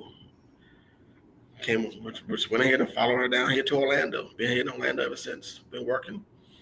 Currently now in the Florida A&M National Alumni Association Regional Vice President, and also the Rattler Boosters Correspondent Secretary. Nice. All right. All right. Go ahead, Kelvin. So one of the reasons that I really wanted you on today, because I want you to talk about how the booster organization, what they do, the importance of it, and then then you got some events coming up and how people can support some of those events. Yeah. So the Rattler Boosters, I mean, we are the official organization, right, for Rattler Athletics, and we're all about supporting all the sports, whether it's football, basketball, you know, those main sports, but also those secondary sports, those non-revenue producing sports. And so we want to support by providing facilities, upgrades. You know, we joint hand in hand with the Eddie Jackson 220 Club and made that contribution to go toward the cooling chambers, those cooling tents or events for our football teams, right? So we split that bill of $15,000, and the boosters contributed $7,500, and the Eddie Jackson 220 Club contributed the other half. And so we've been doing that for the last couple of years to provide that wellness aid to our football players. We do other things to support the volleyball team, especially those championship teams, like volleyball and these other sports as well. You know, when the track coach completed the season, the SWAC season, and they were looking to go to other national meets, they came to the Rattler Boosters asking, hey, we need some help. We want to go down to Claremont, Florida, and try to improve our timing and our times there to get ready for the next national meet. And so Rattler Boosters made an additional contribution to ensure that those athletes can get down to Claremont back in May to continue to do their training so that they can improve their times and get better. So as far as upcoming events, we got one starting up August the 9th. The coaches golf tournament will be August 9th at Jake Gaither Park that you see that's on the screen. And so we're still taking registration there, looking for foursomes and looking for individual players. If you don't play golf, you know, you can participate at any of those one levels as well. Come to the luncheon as well. So I'm definitely looking forward to anyone to come support the Rattler Boosters here as we raise funds for each of the coaches that's listed there. And then August 23rd is our annual kickoff luncheon, our annual fall kickoff luncheon, where we support all of the fall sports, football, cross country, volleyball, and those other sports here. I think bowling as well. And so those prices there, this is also there. It's listed $75. Looking to have a great time. And I will say, I know Selvin Carr will say, and others will say, hey, William, make sure you put the word out about the raffle, the TV raffle that's going to be unveiled as well. So you can buy tickets for the raffle and get a 75-inch TV. It won't be delivered to you, but you can come pick it up if you win. So you need not to be present to win for that. But all the proceeds are going to be going to Rattler Athletics for that. So that's what we do. So that's the upcoming events as well. And then we started looking at some other things that we can do based on the strategic plan that we got from our university, right? As far as, hey, we really want you to be a little more intentional about scholarship support and helping our athletic department. So we unveiled the first ever pregame tailgate as well. So we also branding it like the Fan Cafe. So you can purchase season passes for that. That's going to be for all 5 home games. So I'm not sure if you had the flyers up for that, but the season pass would be $200 if you are a Rattler Booster member, or $250 if you are not a Rattler Booster. And Will, just so everybody know, I like to have everybody when we have you on the show and you're talking about raising funds, and I want people to be able to know to participate. So we have these flyers and we'll shoot them out on social media and everything. But also people can go to the Booster website. What is that website? www.famurattlersbooster.com. Okay. All right. Marcus, go ahead and get in there with a question or two. Yes, I wanted to ask, once again, thank you for coming on, Mr. Youmans. Marcus, a question. I guess it's a question and a statement.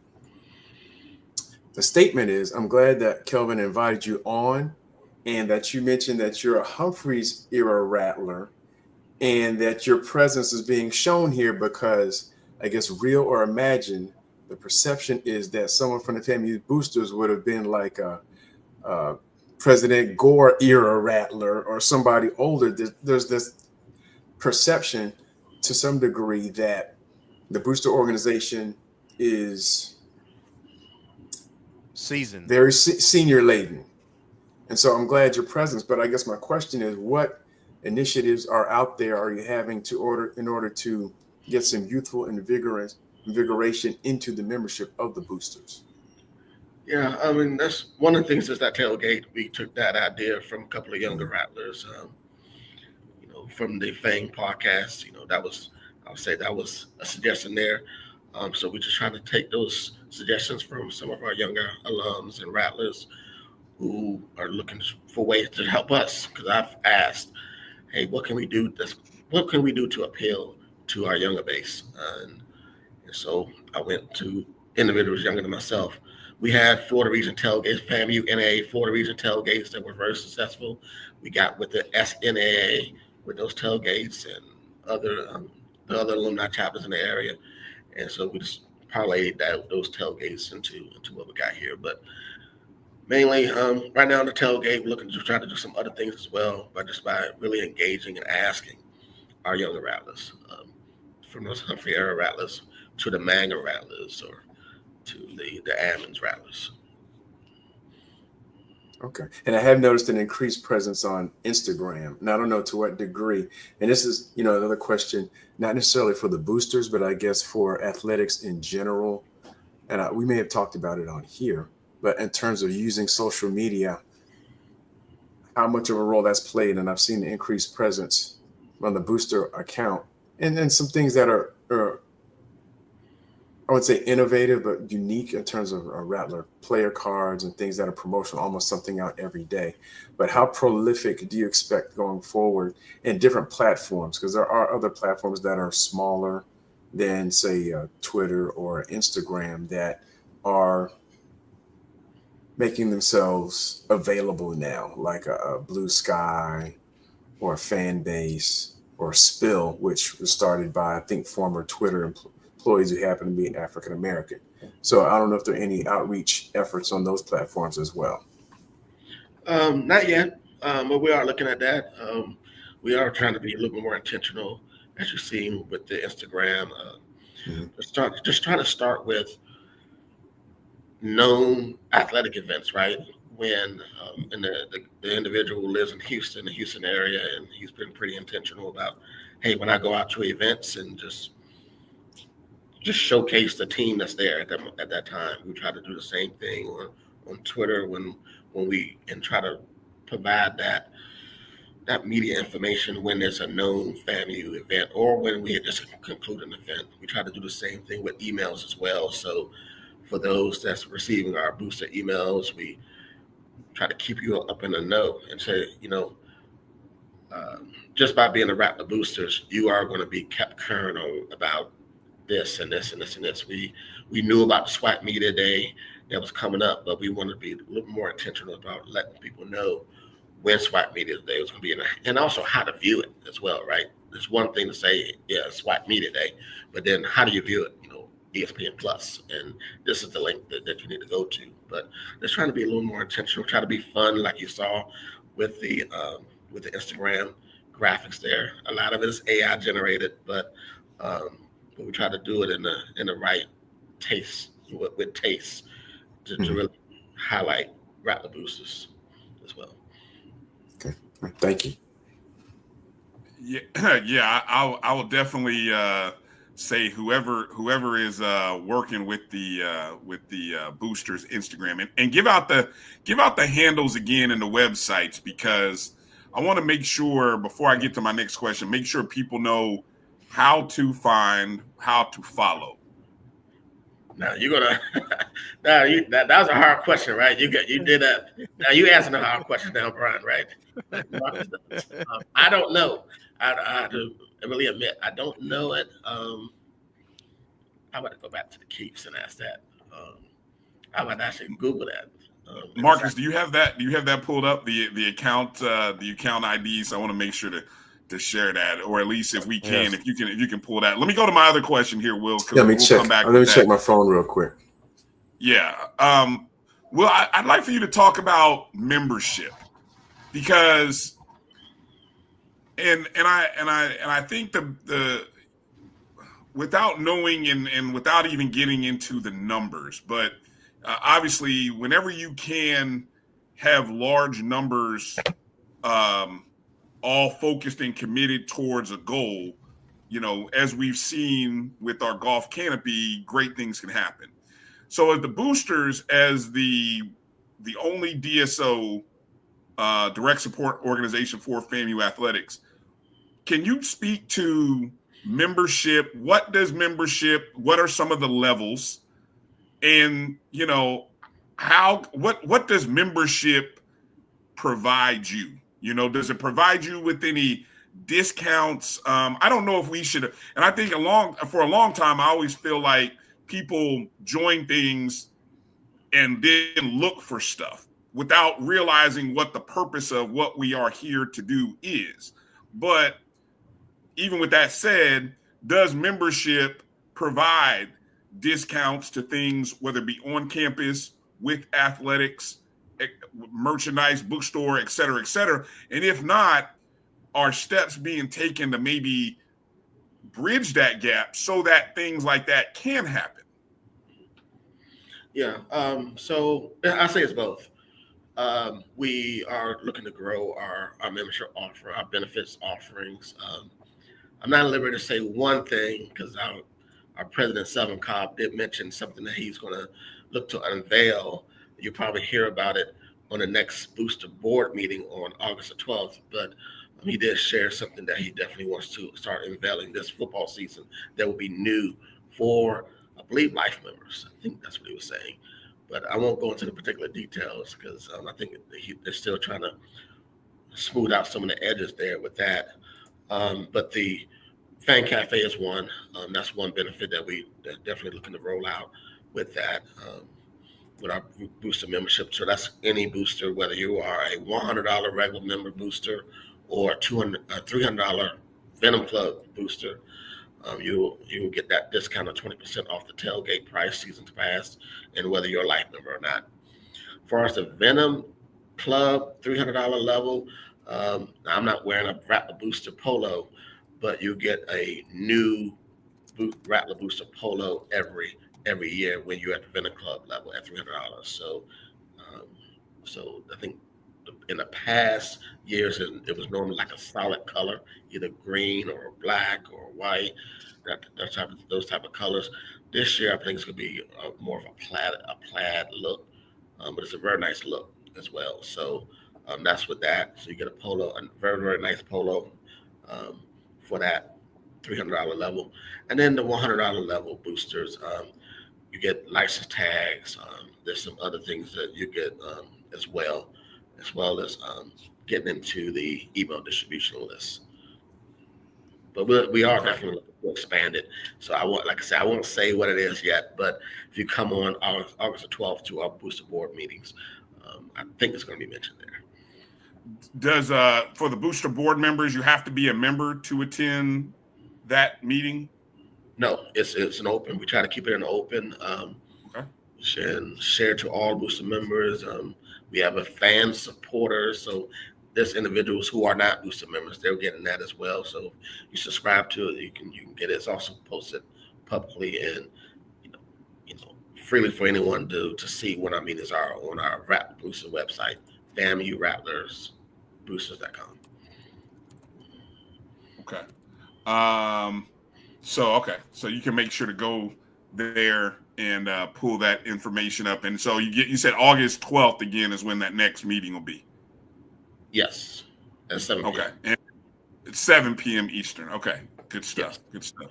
And I see I guess there was a typo on that URL. I want to make. That's why I said I want to make sure we get that correct web address to make sure. Yeah. I think I just reposted it. Yeah. Okay, I'm gonna put that up. Go ahead, Kelvin, with your next question. I'm gonna put that up here in a second. Yeah. Well, what is the goal? I saw a flyer somewhere about what is the goal for this year for the Rattler Boots in terms of a dollar amount to raise.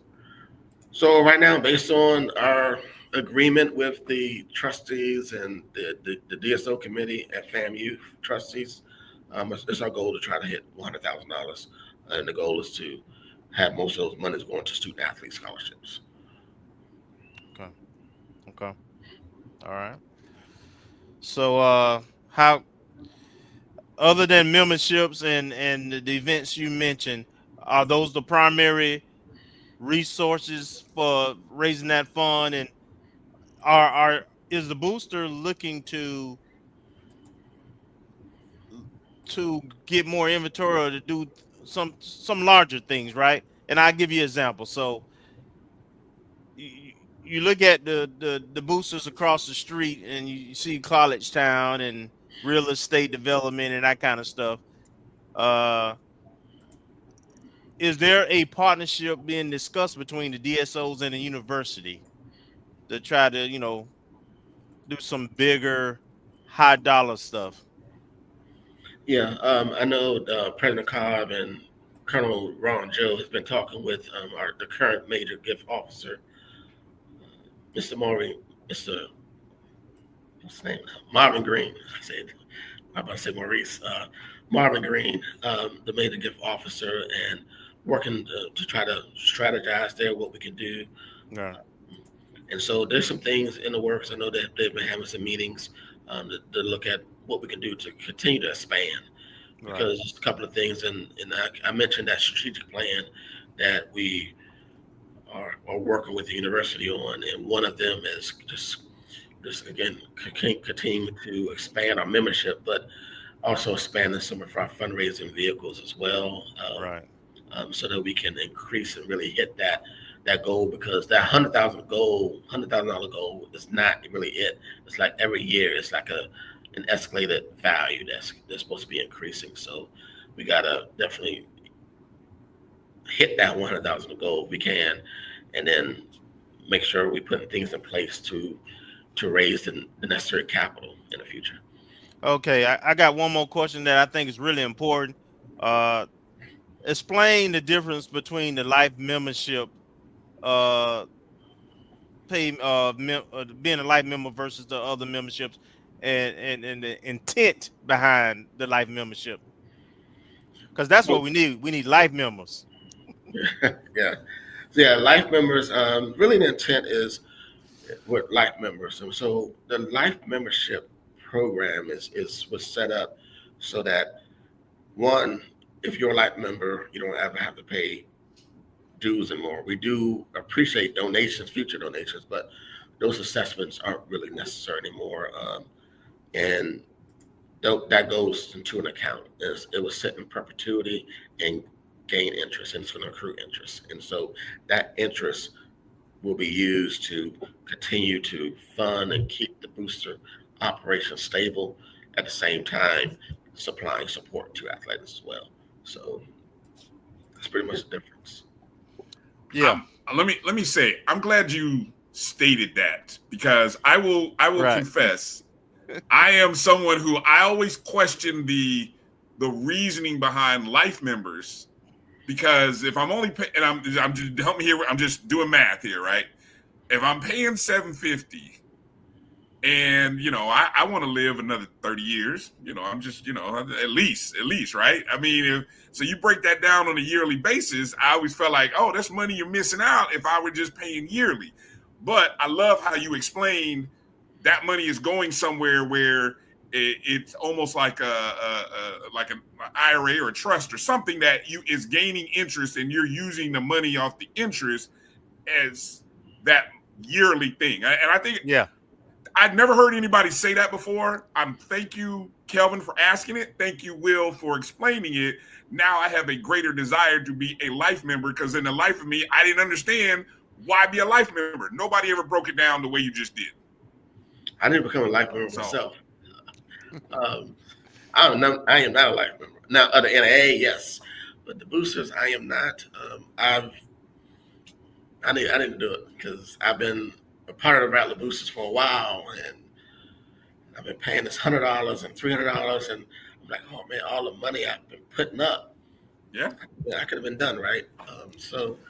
But that's I tell y'all guys, and this is the reason why I asked the question, because I understood what the intent was, and once I understood what the intent was, I made a decision. I was like, well, I want to do this, because when I make a donation at this level, the commitment at this level, then from a operational standpoint, it's not just a one-time thing, right? If you give $100, once they spend $100, that $100 gone. You got to raise it again. Yeah. Whereas you get that $750, you know, for a life membership, then they using the interest and the money is sitting there, and it can be used over and over, you know, for the life. And of course, I'm still going to give to the other events and so forth, but that's what's important. You know, it's like an endowed scholarship almost. Yeah. Yeah. So I will stand there with it. And I think I saw an option where you could become a life member over a 2 or 3 year period, if I'm not mistaken. I saw that option as well. Yes. Yeah. All right. I love that. And so I'm glad, again, thank you for asking the question, Kelvin. Thank you for answering it the way you did, Will. So let me ask for people who, obviously we live in this world, this NIL space now, where NIL over the last 3-4 years has become an extra revenue that athletic departments, or I guess I don't even want to call it a financial burden, but it's just a financial entity that affects college athletic programs. What is the relationship between the boosters with NIL? And can you define or clarify that? Because I think a lot of people think that there is a connection, but to my understanding, you know, the boosters are designed to help the athletic program per se, not necessarily the individual athletes within the program, which is what NIL goes towards. So can you speak on your thoughts or just the boosters and how they work in this NIL space that college athletic programs are dealing with these days? That's very good question. I would like to, one, try to learn more about this NIL and see how the Rattler Boosters could really be a part of this, and in conjunction with the other NIL component, I think it's the FANG exchange, right? And try to figure out how we could work with that organization and try to be a partner with them so that we're not creating another duplicate component of the university, but how we could pull our resources together to be a little more synergistic so that we're supporting the NIL side as well as we're doing the other athletic component as well. But definitely I'm definitely been trying to push on our Rattler Booster board to really look at ways that we can partner with that FANG exchange group and see what we can do to, combine certain things together or just work alongside together so that so it doesn't have that perception of competition, right? I know everyone is asking for money and things like that, but I'm really sensitive to that donor fatigue as well and asking for fatigue. So I think we just gotta try to get a little bit better with that within the Rattler Boosters. But one, we just gotta really understand that and how we could partner with that FANG exchange and see what role the Rattler Boosters can play in. Gotcha. Appreciate that. So I see Colonel Patrick in there, right? Mm-hmm. Yeah. So yeah. Don't worry. We'll get you and Ashley on this week. Start kicking that stuff back up too. Absolutely. But we do need a synergy. We do need a synergy from all the different groups. And I love the word intentional. The university as a whole, starting with athletics and the administration, have an intentional direction with NIL and how the university goes about it. Absolutely. All right. Was there anything that we didn't get to, William, that you wanted to kind of make us aware of, or anything upcoming? Or, I think, again, we've talked about and mentioned and highlighted a few things here, but I wanted to kind of give the last word to you for anything that maybe we didn't get to talk about or that you would like to mention and share with the Rattlers who we have watching, who, I would love for you guys who are in the chat, if you're a member of the Rattler Boosters, give me a thumbs up or a hand raise. Because that's what we want to see. We want to know how many, and if not, we got to find ways to reach you and help you become a member of the booster. So William, I'll give it over to you. Yeah. Like I said, the Rattler Fan Cafe pregame tailgate is an upcoming event and looking to do some things. One of the things I know doing those tailgates, we're looking to make donations if we can. Once we raise enough capital, invite the coaches, either the football coach or our non-revenue coaches, to come to the Fan Cafe, that pregame tailgate, to receive funds and receive donations to them. The invitations out to the O&G StrikeZone as well.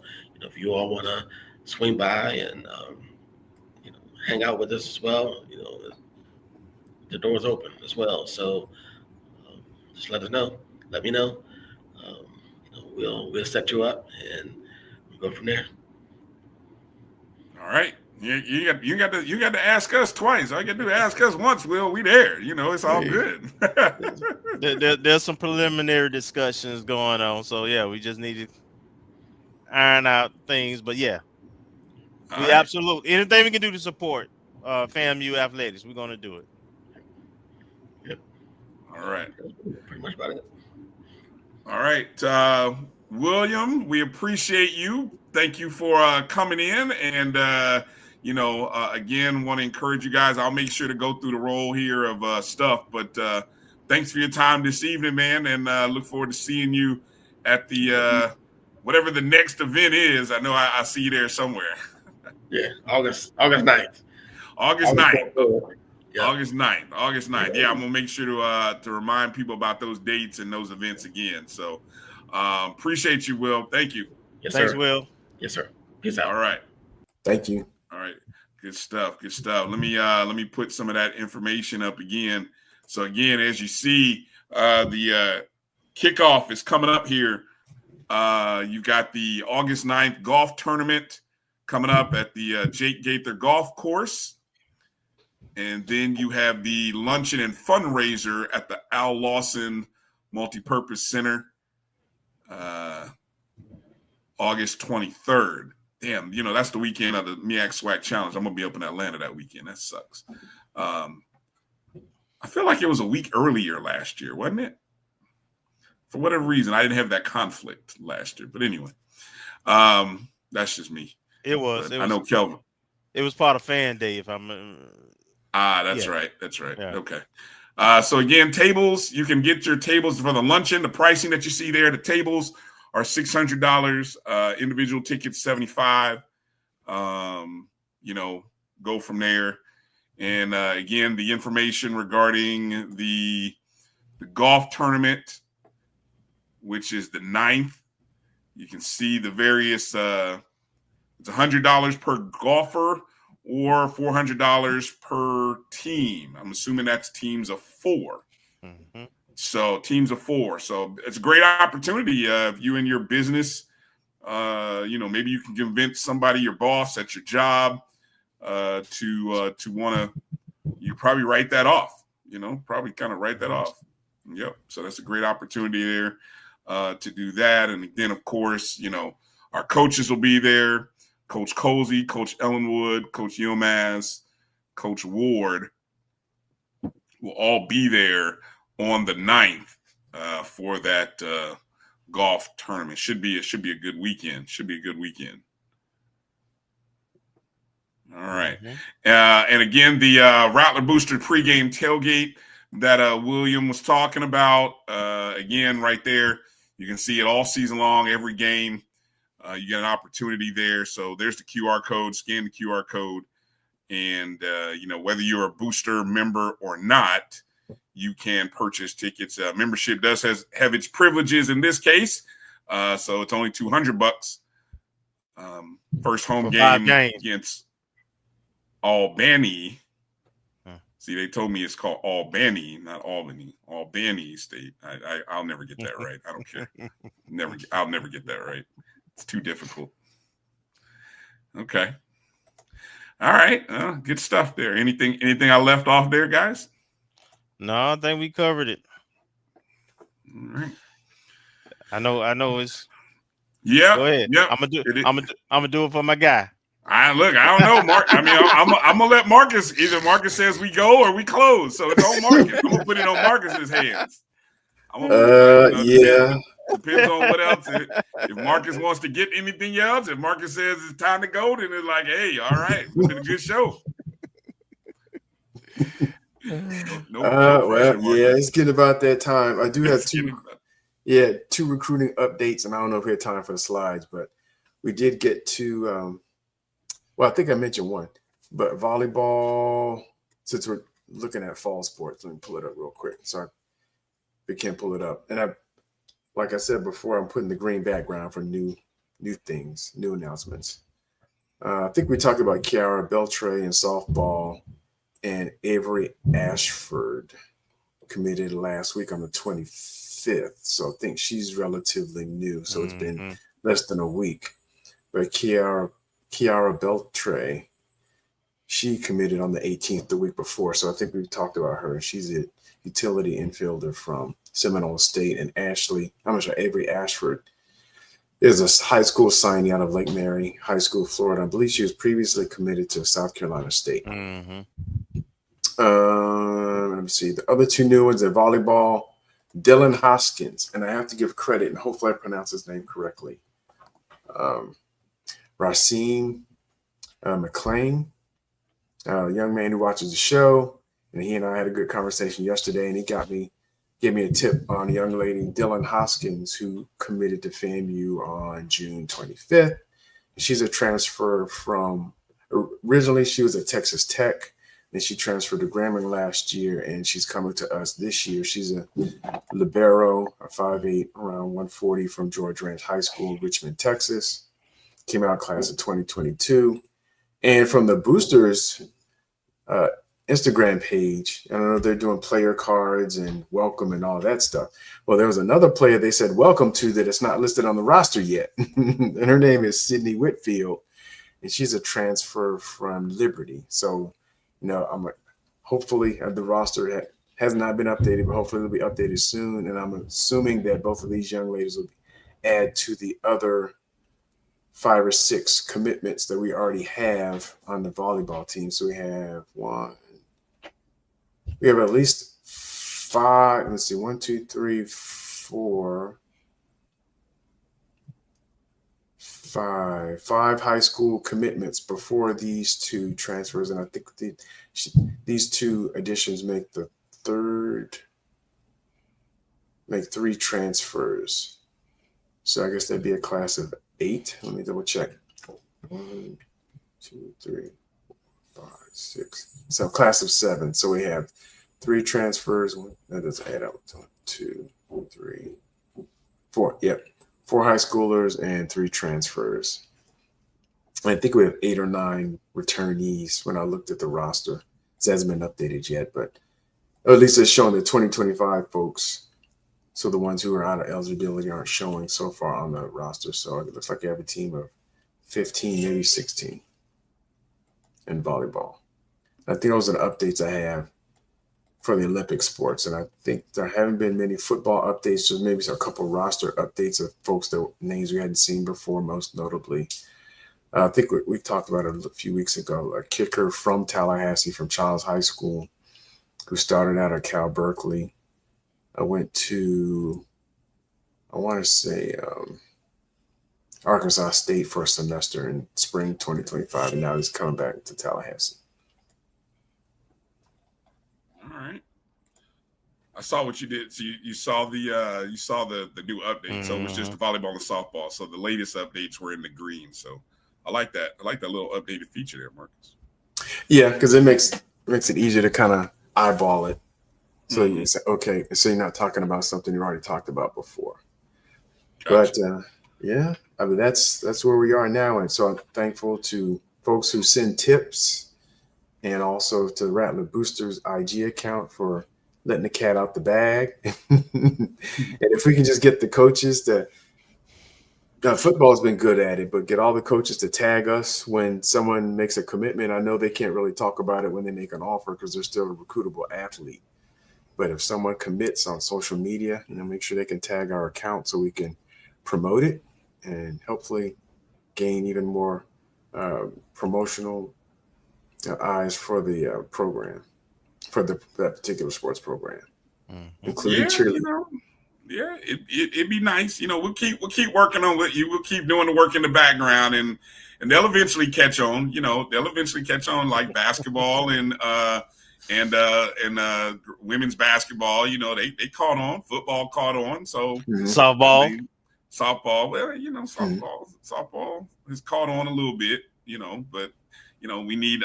I don't know. Not sure who handling it for volleyball or baseball, but I don't know if they're that connected in. So that's all right though. We'll we know we got you. Coach Gokon's keeping it on the radar. I still remember a couple of years ago, he said, I see you've been doing your homework. And ever since then, he's been keeping it under the radar.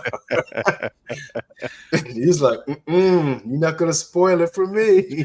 Yeah. I got a feeling Coach Gokon might be the one that you're going to have to do the most work behind the scenes from. He doesn't seem like he's going to be like that social media promoter like some of the other programs are. He does his work more old school style. He's keeping it close to the vest. So I've noticed that. But I know the last 3 years, it seems like we've gotten, and actually we did get a class of 2026 verbal commit. And I think it was a couple of weeks ago, and I have it listed somewhere, but I have to find it.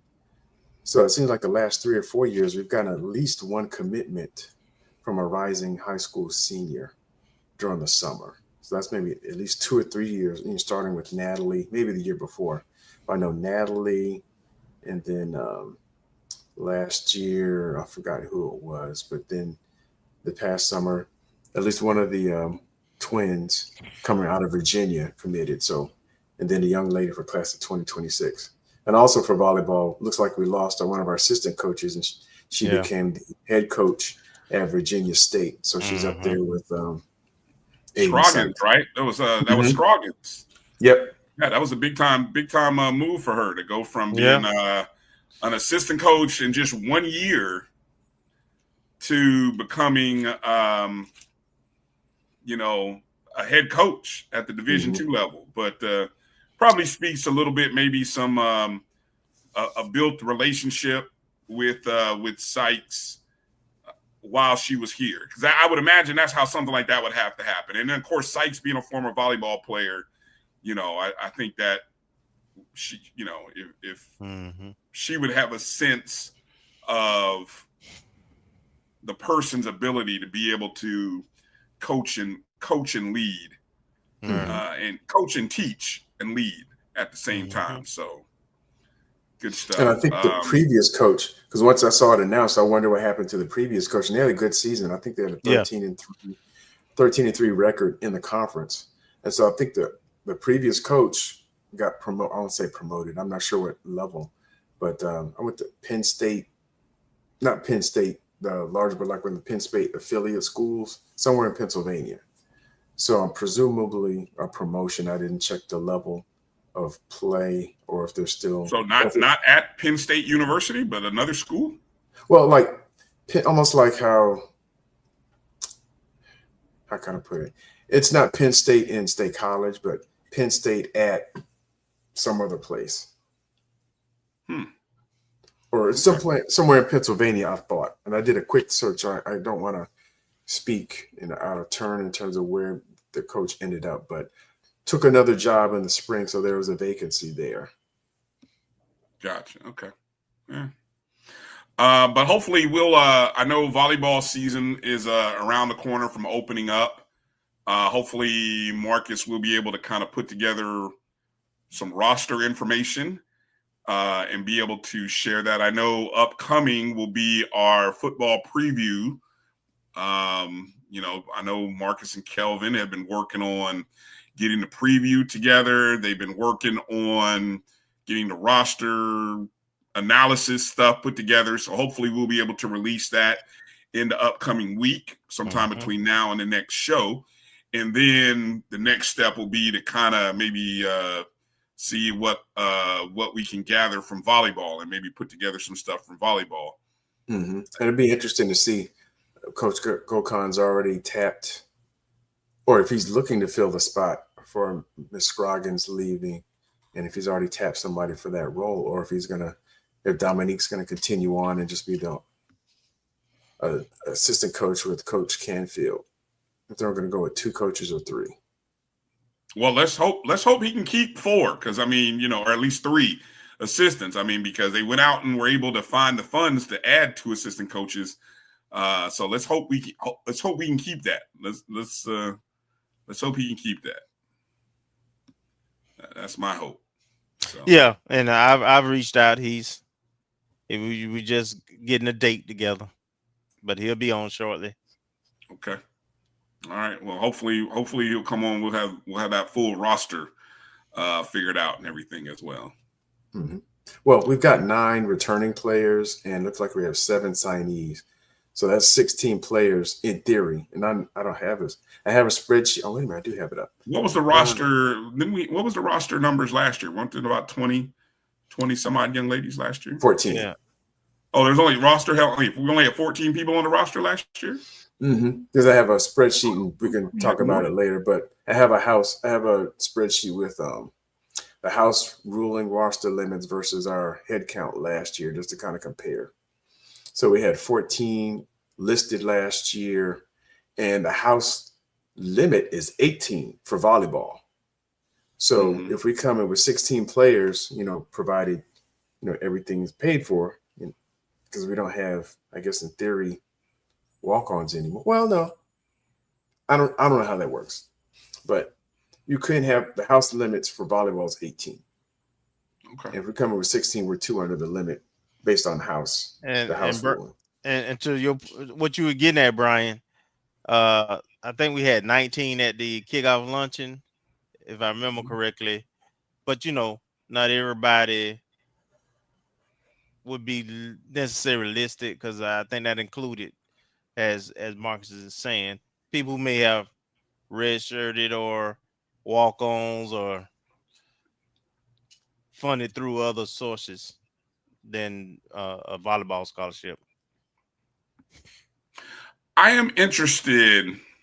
I'm going to go back a second, just very quickly, to just recalling from the conversation we had with Will Youmans regarding, I guess, for lack of a better word, the directive from the Board of Trustees for the boosters to be able to help with scholarships more so than other things that are needed. Did that surprise you guys at all?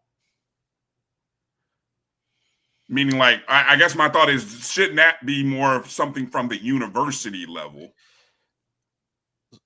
To your point, I know there's an issue of lapse during the summer. So if it's related to summer scholarships, then I'm probably okay with it. But yeah, if it's just scholarships in general, athletic scholarships, then yeah, I would like to see what the thought process is behind that, and get more information, and I will ask those questions and try to get a little more information about that. Okay. Marcus, while we're talking recruiting, and thank you, Ezekiel Love mentioned it. Do you want to talk about that FAMU basketball recruiting news? Let me see. I'm sure I understand see the question. Oh, I don't know. I don't know who that. Oh, he's talking about Chris Washington Jr. Yeah. He's a class of 2026, a 4-star recruit. I guess On 3 Sports published his official visits, or what they've heard about his official visits, and his visit with FAMU is lined up for October 17th, which is our homecoming. Well, I can confirm. He's coming. Confirm. Oh, so now you're on 3. Where were you with this? Where were you with this breaking news before on 3? I can confirm. It's already been confirmed. Hey, So, yeah. I'm a trusted source. And I would expect he won't be the only one visiting for home. So homecoming is going to be big, not only for basketball, and Coach Ward is using that as a recruiting tool, but also for football. So whoever is going to be on the, from a basketball and football, a recruiting team or director of recruiting for both of those sports, and assuming women's basketball as well. I don't know if all the sports are going to have some recruits that weekend, but I know I'm assuming football and basketball will probably have the red carpet rolled out. So for people who aren't familiar, or you maybe you're not following us, you're not following Live for Hoops, or you're not following On 3. Again, Chris Washington Jr., class of 2026, and that means this is going into his senior year, is rated as the number 1 small forward in the state of Tennessee. He's a 6'8" small forward. Now, funny thing is, he just completed his junior year in the state of Tennessee. Right. Before that, he was in the state of Florida playing for the Villages, if I'm not mistaken, as a sophomore. Might have even been as a freshman, even. I don't know. Somebody of his skill set was probably already playing as a freshman, maybe. But so it's one of those situations where he was already in the state of Florida. I think family's from Florida.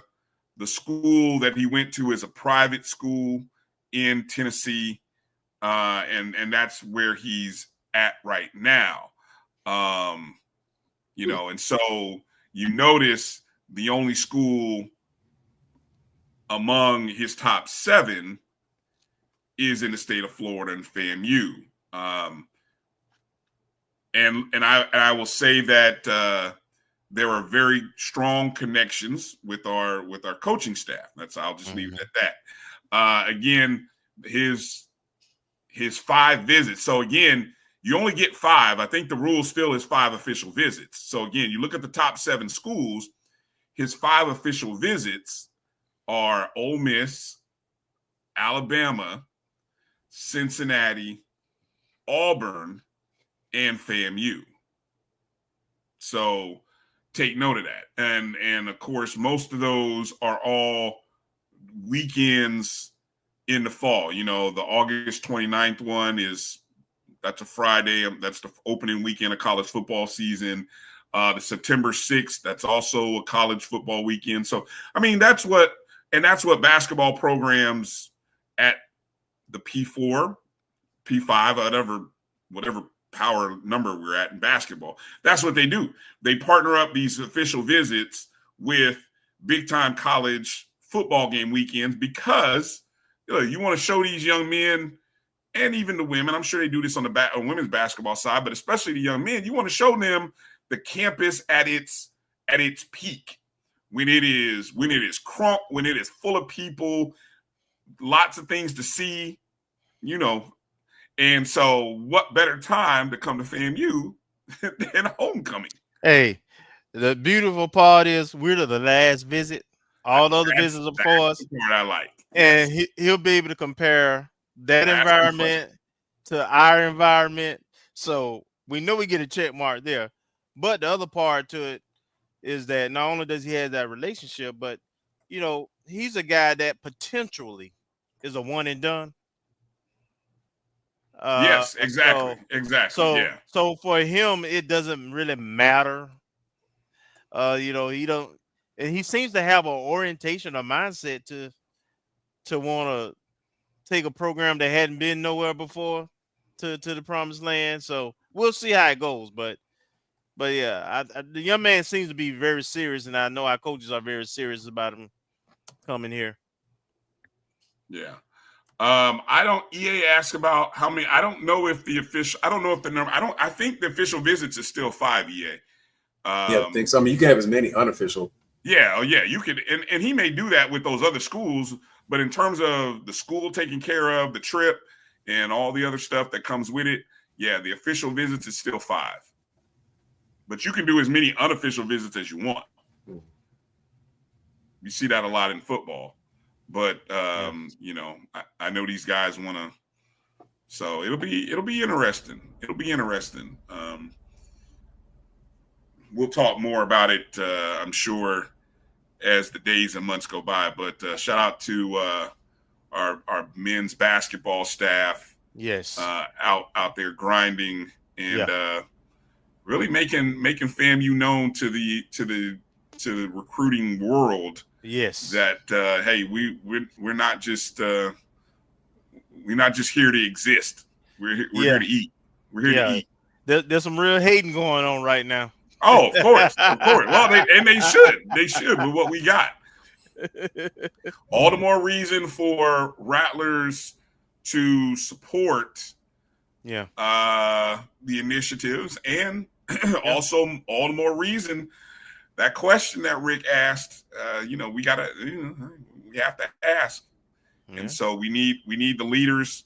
We need the leaders who are in the position at the moment. They're gonna have to step to the front. We need you. We need you. Rattler Nation needs you. Yeah. So, all right. Any more recruiting stuff, Marcus? No, I didn't upload the latest football. I don't know much has changed other than that. The only name that I saw that was a surprise was the punter kicker from Tallahassee, but transferred from Cal Berkeley and came back to Tallahassee. But he was basically like a 4 or 5 star kicker. So we're gonna have like kickers galore. We're just waiting on the roster update. All right.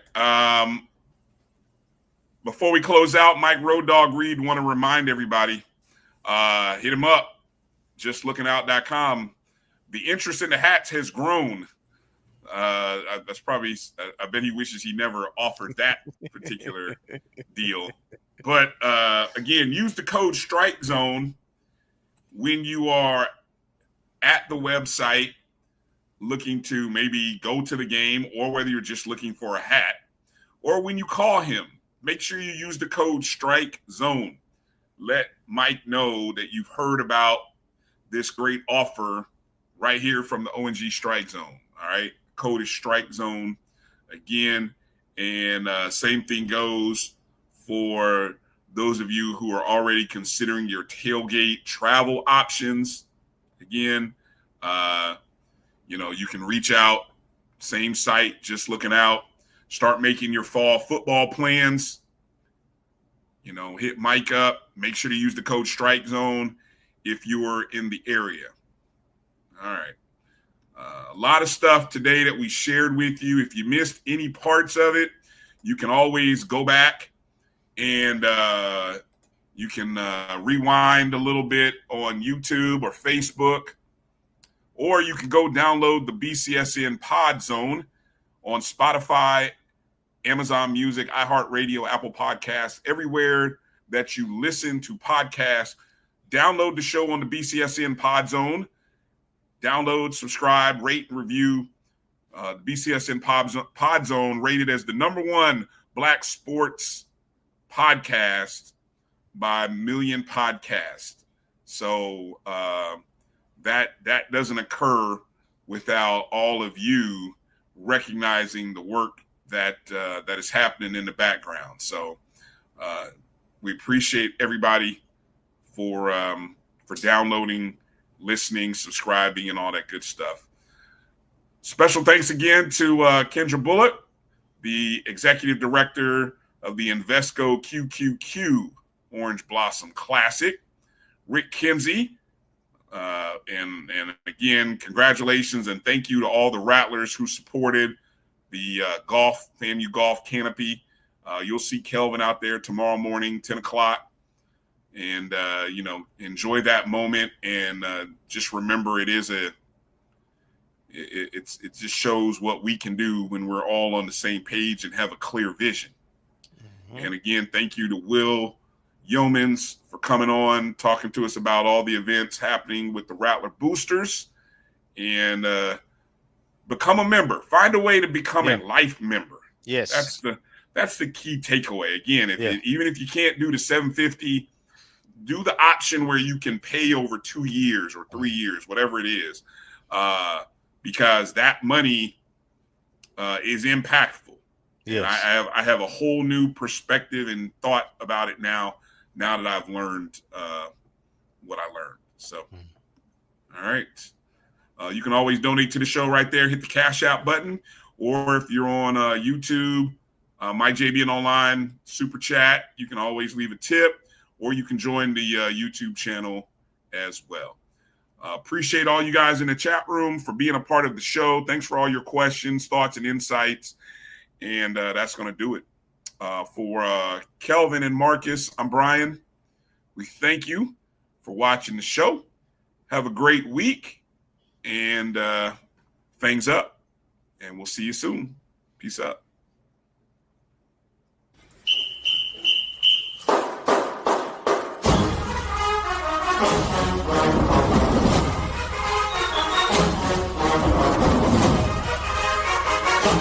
Thank you.